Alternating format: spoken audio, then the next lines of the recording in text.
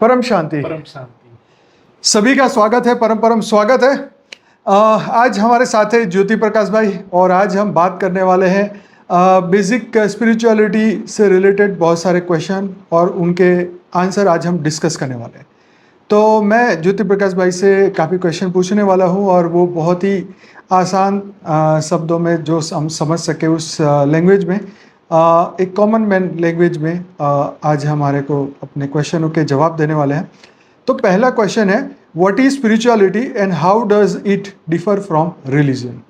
हाँ, ये बहुत ही बेसिक क्वेश्चन है जो साधारण में जो अवधारणाएं हैं, जो हाँ जी। रिलीजन क्या है जी जी। और स्पिरिचुअलिटी मतलब जो आध्यात्मिकता क्या है। हाँ जी। तो ये आध्यात्मिकता और रिलीजन को सब लोग धर्म मानते हैं। जी जी जो आज के समय में धर्म मतलब बहुत सारे धर्म बोलते हैं, संप्रदाय हैं। जी। तो बेसिकली रिलीजन को हम हिंदी में देखें तो संप्रदाय है। जो धर्म तो एक्चुअली शास्त्र का वर्ड, धर्म मतलब धारण करना, धर्म मतलब प्रॉपर्टी।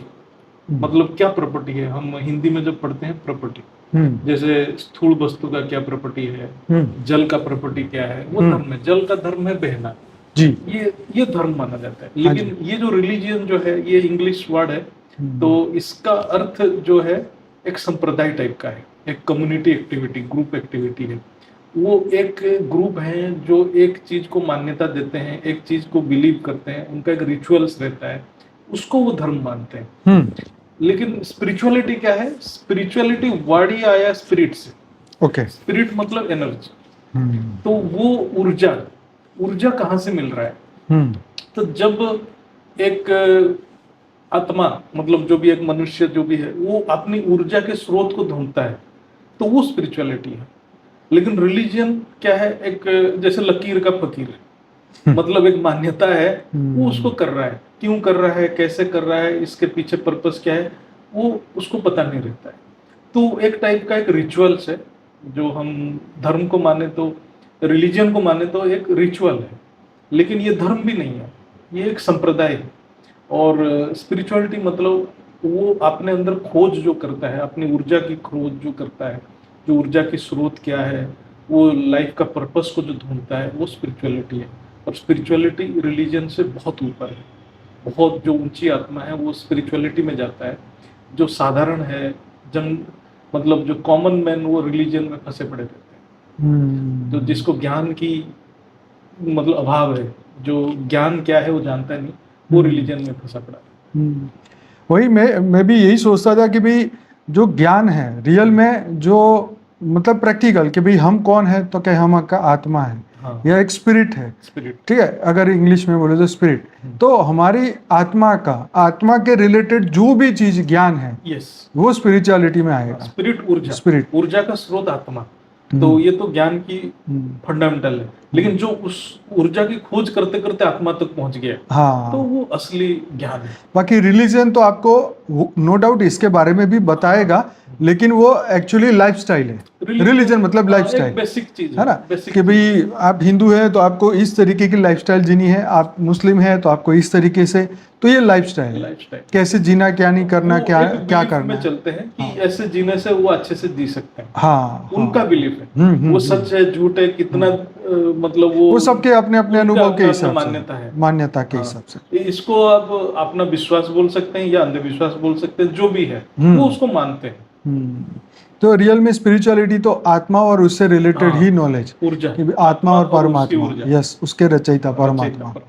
तो यही रियल में स्पिरिचुअलिटी, रियली आध्यात्म ये है, इंग्लिश स्पिरिचुअलिटी। ठीक है, आगे बढ़ते हैं। How can we connect with our spirituality in our daily lifes? हम जैसे रोज जो हमारे जीवन मतलब अपने डेली जीवन के अंदर आध्यात्म से मतलब जैसे हम कैसे कनेक्ट हो सके। हाँ जी, अपने कर्म करते हैं। जैसे सारे जो फिजिकल वर्ल्ड में, स्थूल जगत में हम अपना अपना ड्यूटी कर रहे हैं जी। कोई बाप का ड्यूटी कर रहा है, कोई बेटा का ड्यूटी कर रहा है, मतलब everybody has a fixed duty जो उसको करना है। तो वो उसमें अर्थ ढूंढता है, जो उसने जो ड्यूटी कर रहा है उस ड्यूटी के जो पर्पस ढूंढता है, तभी जाके वो ड्यूटी को कैसे परफेक्टली करे। उस ड्यूटी को परफेक्शन में लाने के लिए वो अपने ऊर्जा के साथ जुड़ता है। जो मैं जो कर रहा हूँ वो सही कर रहा हूँ, कि मैं क्या कर रहा हूँ, क्या लक्ष्य है। तो उसके द्वारा वो जो ड्यूटी का जो ज्ञान होता है, वो ज्ञान से अपने आप के साथ जुड़ता है, जो अपने अंदर जो ऊर्जा के साथ जुड़ता है। और जब ऊर्जा के साथ जुड़ते जुड़ते वो अपने आप जो जो हमारे ज्ञान में उसको कर्मयोगी बोलते हैं, जो वो निस्वार्थ कर्म करता है। जैसे कोई पुरुष है, वो अपने पूरा फैमिली का पालन करता है निस्वार्थ, है ना, वो अपने ऑफिस में जाता है कि कोई भी कर्म करता है वो निस्वार्थ कर्म कर रहा है कि नहीं कर रहा है, पूरा संसार के लिए कर रहा है कि नहीं कर रहा है ना। और यही चीज उसको, जैसे वो कर्म योगी बना, निस्वार्थ कर्म किया, तब वो अपने स्पिरिचुअलिटी के साथ धीरे धीरे जुड़ने लगता है, मतलब सत्य की ओर जाता है, ट्रूथ की ओर जाता है। मतलब हमारे शास्त्र में भी है, भगवत गीता भी कर्म योगी का जो सिद्धांत है, जो कर्म से परमात्मा की प्राप्ति करना, कर्म से आत्मज्ञान को प्राप्ति करना। तो मतलब यही है कि मनुष्य की जो जो वैल्यू है, जो पर्पस है, उस पे कार्य करना। हाँ, जैसे मेरा क्या कर्म है वो मुझे पता होना चाहिए, मेरी मेरा ड्यूटी क्या है। Right. जैसे हम जब बेहद के ज्ञान में आए, तो हम बेहद के ज्ञान से हमारे अंदर परिवर्तन हुआ जी। तो अब हमारा ड्यूटी बना कि हम ये सबको बताएं। ये हमारे जैसे ये निस्वार्थ है, मुझे कुछ मिले या ना मिले, मेरे को क्या मिलेगा ज्ञान देके, मुझे हद की दुनिया में तो स्थूल दुनिया में कुछ मिलना है जी, लेकिन मेरा एक भावना है कि मेरे अंदर जो परिवर्तन हुआ वो दूसरे में हो, और सृष्टि एक अच्छे युग की तरह अग्रसर करे। जैसे एक हद की दुनिया में भी जैसे कोई पिता, कोई फादर एक जब अपने बच्चों को देखता है तो वो भी चाहे कि मैं जीवन में जो अनुभूतियां मिला, मैं जो जो चीजें मुझे परेशानियां की, वो मेरे बच्चों को ना मिले, तो उसका प्रयास करता है। ऐसे ही जब हमें ज्ञान मिला और हमें पता चला कि ये हमने गलती की है और इस गलती के कारण आज दुनिया इस परिस्थिति में है, तो हमारा ड्यूटी बन जाता है कि हम ये सबको बताएं, और जो उसको रिसीव करेगा, कोई भी एक आत्मा उसको रिसीव कर लिया तो उसका जीवन परिवर्तन हो जाएगा। तो ये निस्वार्थ कर्म है, हमें उससे स्थूल दुनिया में कोई फायदा तो है नहीं। तो इससे एक आत्मा अपने आप के साथ जुड़ता है, अपने लक्ष्य जो है वो जानता है, कि जान पाता है कि धरती के ऊपर उसका लक्ष्य, मतलब अपने जो डेली के कर्म है वो प्रॉपर तरीके से कर पाता है। हाँ, विश्व के कल्याण के लिए और अपनी आत्मा के कल्याण, दो चीज। चलिए, बहुत बढ़िया जवाब। अब हम आगे बढ़ते हैं। What role do spiritual practices such as meditation, prayers और yoga play in a spiritual growth? तो भाई स्पिरिचुअल ग्रोथ के लिए मेडिटेशन, प्रेयर और योगा जो है, ये स्पिरिचुअल प्रैक्टिस, क्या इसका रोल है? हाँ, जैसे आध्यात्मिकता में जब स्पिरिचुअलिटी मतलब ही है अपने ऊर्जा के साथ जुड़ना, तो अपने ऊर्जा के साथ कैसे जुड़ेगा? तो उसका जैसे इवन विभिन्न धर्म में भी, जो संप्रदाय में भी ये प्रैक्टिस है, हर जगह रिचुअल्स को फॉलो करना एक प्रैक्टिस है। भजन कीर्तन करते हैं हाँ। भक्ति मार्ग में, या किसी के जो क्या बोलते हैं नाम जप करते हैं, ये सब प्रैक्टिसेस है। कहीं भी जाते हैं, कोई मंदिर जाता है, कोई मस्जिद जाता है, चर्च जाता है, तो उनमें ये भावनाएं हैं कि हम वहां जाने से हमें कुछ पॉजिटिविटी मिलता है। ये मिलता है कि नहीं मिलता अलग बात है, लेकिन वो मानते हैं इस चीज को। ऐसे ही जो ज्ञानी है, जो अपने अंदर जो अपने स्पिरिट या आत्मा के साथ जुड़ना चाहता है, तो उसके पास वो भी बहुत सारे तरीका ढूंढता है कि मैं अपने ऊर्जा के साथ कैसे जुड़ूं। तो उसके लिए वो मेडिटेशन करता है। प्रे मतलब एक उपासना है, हमारे वैदिक शास्त्र में उपासना है। उपासना मतलब प्रशंसा करना और हर कार्य में उसको श्रेय देना, तो ये उपासना है। जो उपासना मतलब कोई एक चीज को बड़ा मानता है वो, और उसकी वो प्रशंसा करता है, तो वो उपासना है। तो ये सारे मतलब जो है प्रचलित है, क्योंकि वो स्थूल शरीर में है और वो जो सूक्ष्म चीज के साथ जुड़ना चाहता है। तो वो जो मेडिटेशन मतलब ध्यान बोले कि एकाग्रता बोले, एकांत में रह के वो ध्यान धारणा करता है, और नहीं तो वो उपासना करता है। उपासना मतलब प्रेयर है उसको। इसके द्वारा अपने जो ऊर्जा है, जो पॉजिटिविटी रखने के लिए अपने आत्मा के साथ वो जुड़ पाता है। तो ये बहुत सारे प्रैक्टिसेस है। ज्ञान के हिसाब से लोगों का प्रैक्टिसेस भी डिफरेंट हो जाता है। जो साधारण जो है भक्ति मार्ग में है कि डिफरेंट संप्रदाय में है, उनका भी प्रैक्टिसेस है। तो जिस लेवल का प्रैक्टिस है उस लेवल की ऊर्जा के साथ वो जुड़ता है। बिल्कुल। जैसे जैसे उसका स्तर बढ़ते जाता है ज्ञान के हिसाब से, फिर उसकी जो प्रैक्टिसेस भी चेंज हो जाता है। जैसे देखिए हमारे पास जैसे कुछ इन्फॉर्मेशन है, मान लीजिए हमने मेडिटेशन को सीखने के लिए गए, हम धर्म को नहीं जानते, हम सिर्फ मेडिटेशन शांति के लिए चाहते हैं, तो उसका पर्पस क्या है कि मेडिटेशन से मेरा मन शांत रहे, हाँ, राइट, मेरा अध्यात्म में धीरे धीरे विकास हो, राइट।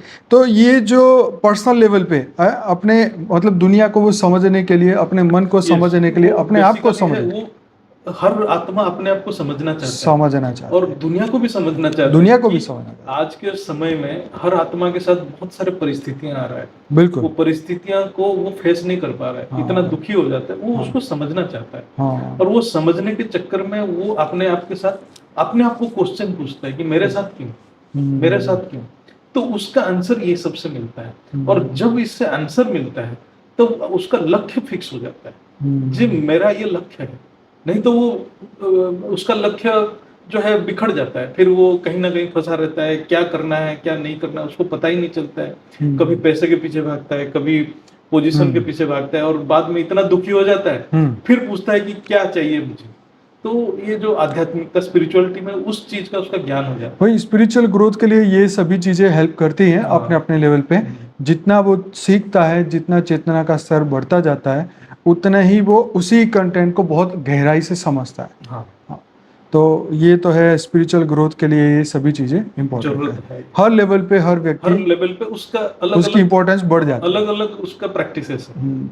कोई सही बात नाम है। जप कर रहा है तो कोई मतलब देखिए हमारे सनातन धर्म में बहुत मस्त बात बताई है, जैसे पतंजलि जी ने बताया ना कि जो उन्होंने प्रैक्टिस बताया अष्टांग योग, हाँ, तो उसके लिए यम नियम आसन प्रत्याहार और लास्ट में समाधि, वहां तक पहुंचने के लिए धीरे धीरे पहले ये सब्जेक्ट को करेगा, फिर सेकंड को करेगा, फिर थर्ड को करेगा, उसको यम नियम मतलब खान पान सारे शुद्ध करना पड़ेगा, तब जाके वो ध्यान धारणा अंतिम समाधि तक तीनों ध्यान धारणा समाधि। तो ये ध्यान तभी लगेगा जब ये बेसिक फुलफिल बेसिक होगा। तो इसीलिए जो संप्रदाय में वो बहुत निचले स्तर में रहते हैं वो धीरे धीरे उठते हैं, धीरे धीरे स्टार्ट है। ये तो स्टार्टिंग करके वो धीरे धीरे, अगर कोई व्यक्ति पूरे दिन ही टेंशन में रहता हो तो समझो समाधि में कैसे जाएगा। समाधि तो उसके तो इसलिए यम नियम सबसे पहली बात है ना कि इसी को सीखो समझो। हाँ, तो ये बात सही है। तो चलिए आगे बढ़ते हैं। How can we find meaning and purpose in our life through spiritual exploration.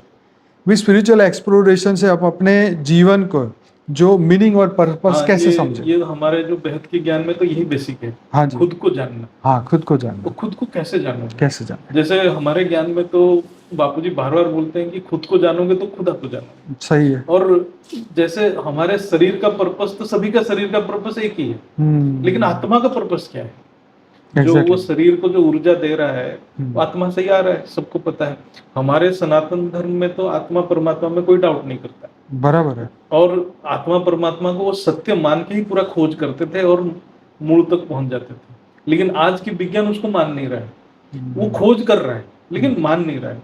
जो चीज को मानेगा नहीं और खोज करेगा तो उसका खोज कहाँ खत्म होगा किसी को पता नहीं। लेकिन हमारे सनातन शास्त्र का खोज एक ही जगह पे खत्म होता था, परमात्मा में, और विज्ञान का खोज अनंत है, वो कहाँ खत्म ही नहीं हो रहा है। तो हमारे जो अवधारणाएं हैं हमारे सनातन शास्त्र में है कि अपना खोज करो, जो हमारे खोज करने से, हमारे आत्मा के खोज करने से, हमारे ज्ञान में भी है ये, आत्मा की खोज से अपनी रिकॉर्डिंग खुलेगा।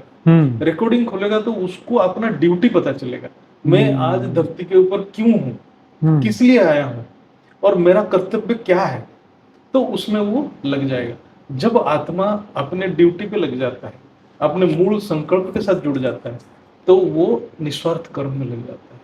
और जब तक उसको अपना ड्यूटी पता नहीं, अपने संकल्प के साथ नहीं जुड़ पाया, मूल संकल्प जिसके लिए वो धरती के ऊपर शरीर लिया है, तब तक वो विकर्ण करता रहता है, इधर वो पाप करता है नहीं तो पुण्य करता है। और जब अपने संकल्प से जुड़ जाता है, अपने मूल आत्मा से जुड़ जाता है, आत्म स्वरूप को अनुभूति कर लेता है, तो वो निस्वार्थ कर्म करता है, वो ज्ञान से ही प्राप्ति होगी। तो वही spiritual expression can help us identify our value, passion, priorities and provide a sense of purpose and direction. It can also help us connect with others and find the way to contribute to the world in the meaningful way. Yes. देखिए हमारा सभी का जो निस्वार्थ कर्म जो कर रहे हैं हम अपने लिए तो नहीं कर रहे हैं, पूरा विश्व के लिए ही कर रहे हैं। चलो वो ये जो हद के दुनिया में भी जो भी संप्रदाय हैं वो भी फिजिकल लेवल पे भी जो काम कर रहे हैं वो दूसरों के लिए कर रहे हैं। दूसरों के लिए। तो जैसे उसका स्पिरिचुअलिटी लेवल पे बढ़ता जाएगा वो सूक्ष्म लेवल पे काम करेगा, जो दूसरों के शांति के लिए, मन की शांति के लिए करेगा। कुछ लोग दूसरों को खाना खिलाते हैं तो वो शरीर के शांति के लिए। अब जब स्पिरिचुअलिटी में हायर वर्ल्ड में जाएगा, हायर लेवल पे जाएगा, जैसे अभी भी बोलते हैं कि ज्ञानगंज में कितने मुनि ऋषि तपस्या कर रहे हैं, वो किस लिए कर रहे हैं? वायुमंडल को शुद्ध करने के लिए, लोगों को शांति प्रदान करने के लिए। और हमारे ज्ञान में भी हम लोग भी इसी के लिए रोज जो ध्यान धारणा जो भी करते हैं, संकल्प भी करते हैं, हमारा मेन संकल्प तो परम शांति। तो इस धरती पे साधु संतों को ड्यूटी ये दी गई कि तुम बैठ के कोने में बैठ के तुम जहाँ भी तपस्या करोगे ऑटोमेटिक शांति फैलेगी। शांति फैलेगी। जिस एरिया में तुम बैठ जाओ, समाधि लगाओ, वो एरिया सब समृद्ध होगा। ये बहुत हाई लेवल, बहुत हाई लेवल की। और हमारे ज्ञान में जो है हम तो कर्म योगी बन के इसको करना है। कर्म योगी, कर्म करते करते, बीइंग अ कर्म योगी, कर्म योगी करते करते इसको करना, ये और भी हाईएस्ट लेवल की है। वो भगवद गीता की जो बेसिक कॉन्सेप्ट्स है उसके ऊपर हमारा ज्ञान है। तो इसलिए हम कर्म योगी बन के वो शांति की फैलाव करते हैं। क्वेश्चन नंबर 5 है, what is nature of consciousness and its relation to spirituality? Actually consciousness word ये पाश्चात्य मतलब वेस्टर्न कंट्री का वर्ड है। कॉन्शियसनेस तो nature of consciousness, nature of consciousness जो है बेसिकली हमारे जो चेतन शक्ति जो हम जो शास्त्र में हमारा चैतन्य शक्ति के बारे में बताया गया, तो उसका इंग्लिश वर्जन आ गया कॉन्शियसनेस। तो हमारे बहुत टाइप का कॉन्शियसनेस है। जैसे चैतन्य शक्ति भी है, बहुत पराशक्ति बोलते हैं, अपराशक्ति बोलते हैं, पुरुषोत्तम शक्ति बोलते हैं। जैसे हमारे जगत में जितने सारे कार्य होता है तो उसको हम अपराशक्ति बोलते हैं। फिर उसके ऊपर आता है पराशक्ति, फिर उसके ऊपर आता है पुरुषोत्तम शक्ति जो परमात्मा का शक्ति है। ऐसे ही जो हमारे शरीर के अंदर भी चैतन्य शक्ति स्थूल शरीर को भी चला रहा है, तो स्थूल कॉन्शियसनेस है, वो एक स्टेट है। जैसे उसका ज्ञान बढ़ जाता है तो उसको सूक्ष्म को भी अनुभूतियां करता है, सूक्ष्म ज्ञान भी प्राप्त होता है, तो उसका कॉन्शियसनेस बढ़ गया। जब उसका कॉन्शियसनेस और बढ़ गया तो ज्ञान की प्राप्ति ध्यान से और उसके जो कंसंट्रेशन एकाग्रता से जैसे बढ़ते जाता है, वो कारण जगत की भी ज्ञान आता है। फिर ऐसे ऐसे करते करते जैसे हायर लेवल पे उसकी सूक्ष्म स्मृतियां जागृत तो उसको जो मैन बुद्धि, सूक्ष्म बुद्धि जागृत होता है। स्थूल बुद्धि से धीरे धीरे सूक्ष्म हुआ, सूक्ष्मतर होते होते गया। तो these are level of consciousness. तो ये आत्मा की ऊर्जा का डिफरेंट लेवल है। तो वो मूल लेवल तक पहुंचने के लिए उसको साधना करना पड़ता है। पुरुषार्थ करते करते करते करते स्थूल से उठते उठते धीरे धीरे मूल जो अपना आत्मा का जो बीज रूप स्थिति जिसको हम बोलते हैं ज्ञान में, पूरा निराकार स्थिति तक बुद्धि उसका वहां बुद्धि रहता है। मतलब सही बात है, वहां तक जाने की बुद्धि मदद करता है। फिजिकल बॉडी से यूनिवर्सल कॉन्शियसनेस तक एक्सपांड करता है। इतना छोटे से चीज से इतना विराट चीज में चला जाता है। क्योंकि जब एक बच्चा पैदा होता है धरती पे तो एक जीरो के साथ होता है, धीरे धीरे उसकी चेतना का विकास होता है। अब देखो बच्चा पैदा होता है, उसको खिलौना में कितना इंटरेस्ट आता है, तो उसका कॉन्शियसनेस खिलौना में रह गया। फिर बड़ा होता है तो नहीं मुझे कुछ करना है, तो उसका कंसिस्टेंस और बढ़ा, उसको पता चला कि नहीं मुझे भी अपने लिए कुछ करना है। फिर जब और ऊपर जाता है कि नहीं मुझे विश्व के लिए कुछ करना है, फिर उसका कंसिस्टेंस और। हमें कई लोगों को ऐसे देखा होगा कि बूढ़े लोग भी बैठ के वीडियो गेम खेलते रहते हैं, टाइम पास करते हैं। तो मतलब चेतना का स्तर नहीं बढ़ा, चेतना का स्तर नहीं बढ़ा। अभी भी बैठ के क्रिकेट मैच, अब क्या करोगे, अभी भी क्रिकेट पत्ते खेलेंगे, सट्टा खेलेंगे, तो क्या फिर उसका कंसिस्टेंस खत्म हो गया, एक जगह पे रुक गया। उसका मतलब वो ग्रो नहीं कर रहा है। शरीर तो एज हो गया लेकिन दिमाग वहीं के वहीं मतलब आदत बदल, शरीर से बड़े दिमाग से बच्चे। तो कॉन्शियसनेस का उसका स्टेज लोअर लेवल पे रह गया। तो वही exploring consciousness can involve practices such as meditation, these are the ways, मतलब and deep introspection, ध्यान के द्वारा उसको कॉन्शियसनेस बढ़ाना पड़ेगा, उसको जागृत करना पड़ेगा, आत्मा जागृति की ओर बढ़ना पड़ेगा। आगे क्वेश्चन नंबर 6 है, how can we deal with spiritual experiences and awakening that may challenge our world view? हाँ, बेसिकली क्या होता है, बहुत लोगों के मन में ये आता है कि हम जब स्पिरिचुअल बन जाते हैं तो हम दुनिया से कट ऑफ हो जाते हैं, और हम दुनिया में उनका मजाक भी उड़ाया जाता है कभी कभी, भाई ये क्या बातें कर रहा है। क्योंकि जब उसका, जैसे हम डिफरेंट लेवल पे रहते हैं, कोई हम बच्चा को, जैसे क्या होता है वो खिलौना में मजा लेता है, हम उसको बोलेंगे नहीं भाई तुम खिलौना छोड़ के ये चीज के बारे में, विज्ञान के बारे में सोचो, तो बच्चा बोलेगा कि क्या बात कर रहे हो आप तो ये होता है। तो due to difference in consciousness, जो चेतना शक्ति का अलग अलग स्तर होने से, तो ये डिफरेंस होता है। लेकिन जब हम इसको बैलेंस्ड वे में करेंगे, जैसे हम हर मनुष्य का देखेंगे कि उसकी किस लेवल पे है, तो इधर हम उस लेवल पे उसके साथ बात करें या उसको अवॉइड करें, कि जब देखेंगे कि ये हमारे बात नहीं समझ रहा है तो उसके साथ वो बातें ही ना करें, या उस हिसाब से हम उसके साथ व्यवहार करें, जो जो चाहता है उस हिसाब से व्यवहार करें, हम अपना निपटारा कर ले वहां से, तब ये चीजें कम होगा। अदरवाइज लोगों के साथ ये तो भावना का कन्फ्लिक्ट रहेगा, क्योंकि मैं जो सोच रहा हूँ मेरे सामने वाला वो सोच नहीं रहा है, मैं जो देख रहा हूँ वो देख नहीं पा रहा है, तो इसमें तो कॉन्फ्लिक्ट अराइज ही होगा। क्योंकि देखिए सबकी दुनिया देखने की दृष्टि अलग है। हाँ। ठीक, अब यहाँ जो क्वेश्चन है कि भी स्पिरिचुअल एक्सपीरियंसेस को या अपनी अवेकनिंग को कैसे डील करें, है दैट में चैलेंज अवर वर्ल्ड व्यू। तो मतलब ये हमें ये सीखना होगा कि जो हमारे एक्सपीरियंसेस है, जो हमारे स्पिरिचुअल नॉलेज है, जो बढ़ रहा है चेतना, तो जिस दृष्टि से हम दुनिया को देखते हैं उस दृष्टि से एक आम इंसान तो दुनिया को नहीं देख सकता। तो इसलिए हर व्यक्ति की दृष्टि अलग है। तो इसको हमें ये देखना चाहिए कि भाई जितने जितने हम अपने आगे बढ़ते जाएंगे उतना उतने वाइब्रेशन से दुनिया को और बढ़ाने का हमें संकल्प। एक्चुअली इसका अर्थ ये है, एक्चुअली क्या है कि जो ज्ञान में है, डिफरेंट स्टेजेस में है ज्ञान में। हाँ। चलो कोई देखो, कोई इस्कॉन में पड़ा है, हाँ। वो अपना घर बार छोड़ के निकल गया है, हाँ। चलो उसको कुछ तो मान्यता है, वो निकल गया। बिल्कुल। फिर ऐसे ऐसे है, तो उसका जो सोच है और जो संसार की एक मान्यता है वो बहुत कॉन्फ्लिक्ट कर जाता है। तो लोग उसको दूसरे नजर से देखता है, वो उनको दूसरे नजर से देखता है। तो इसलिए ये कॉन्फ्लिक्ट को अलग करने के लिए इसको ज्ञान चाहिए। तो ज्ञान कैसा है कि वो ज्ञान के लेवल पे बहुत न्यूट्रली अपने आप को एनालाइज करे, जो व्यवहारिक लाइफ में वो कैसे रहेगा। इसका जो क्वेश्चन का जो मेन है कि व्यवहारिक लाइफ में कैसे रहेगा। जैसे हमारे ज्ञान में है कि कर्मयोगी बनो, हमारे ज्ञान में कभी नहीं बापूजी बोल रहे कि तुम ये छोड़ छाड़ के कहीं जाओ। हमारे ज्ञान में बेसिक चीज है, तू देह और देह के सारे संबंध को भूल कर, छोड़ के नहीं, भूल कर, डिटैचमेंट, बुद्धि से डिटैचमेंट। तो बहुत हाईएस्ट लेवल की ज्ञान है।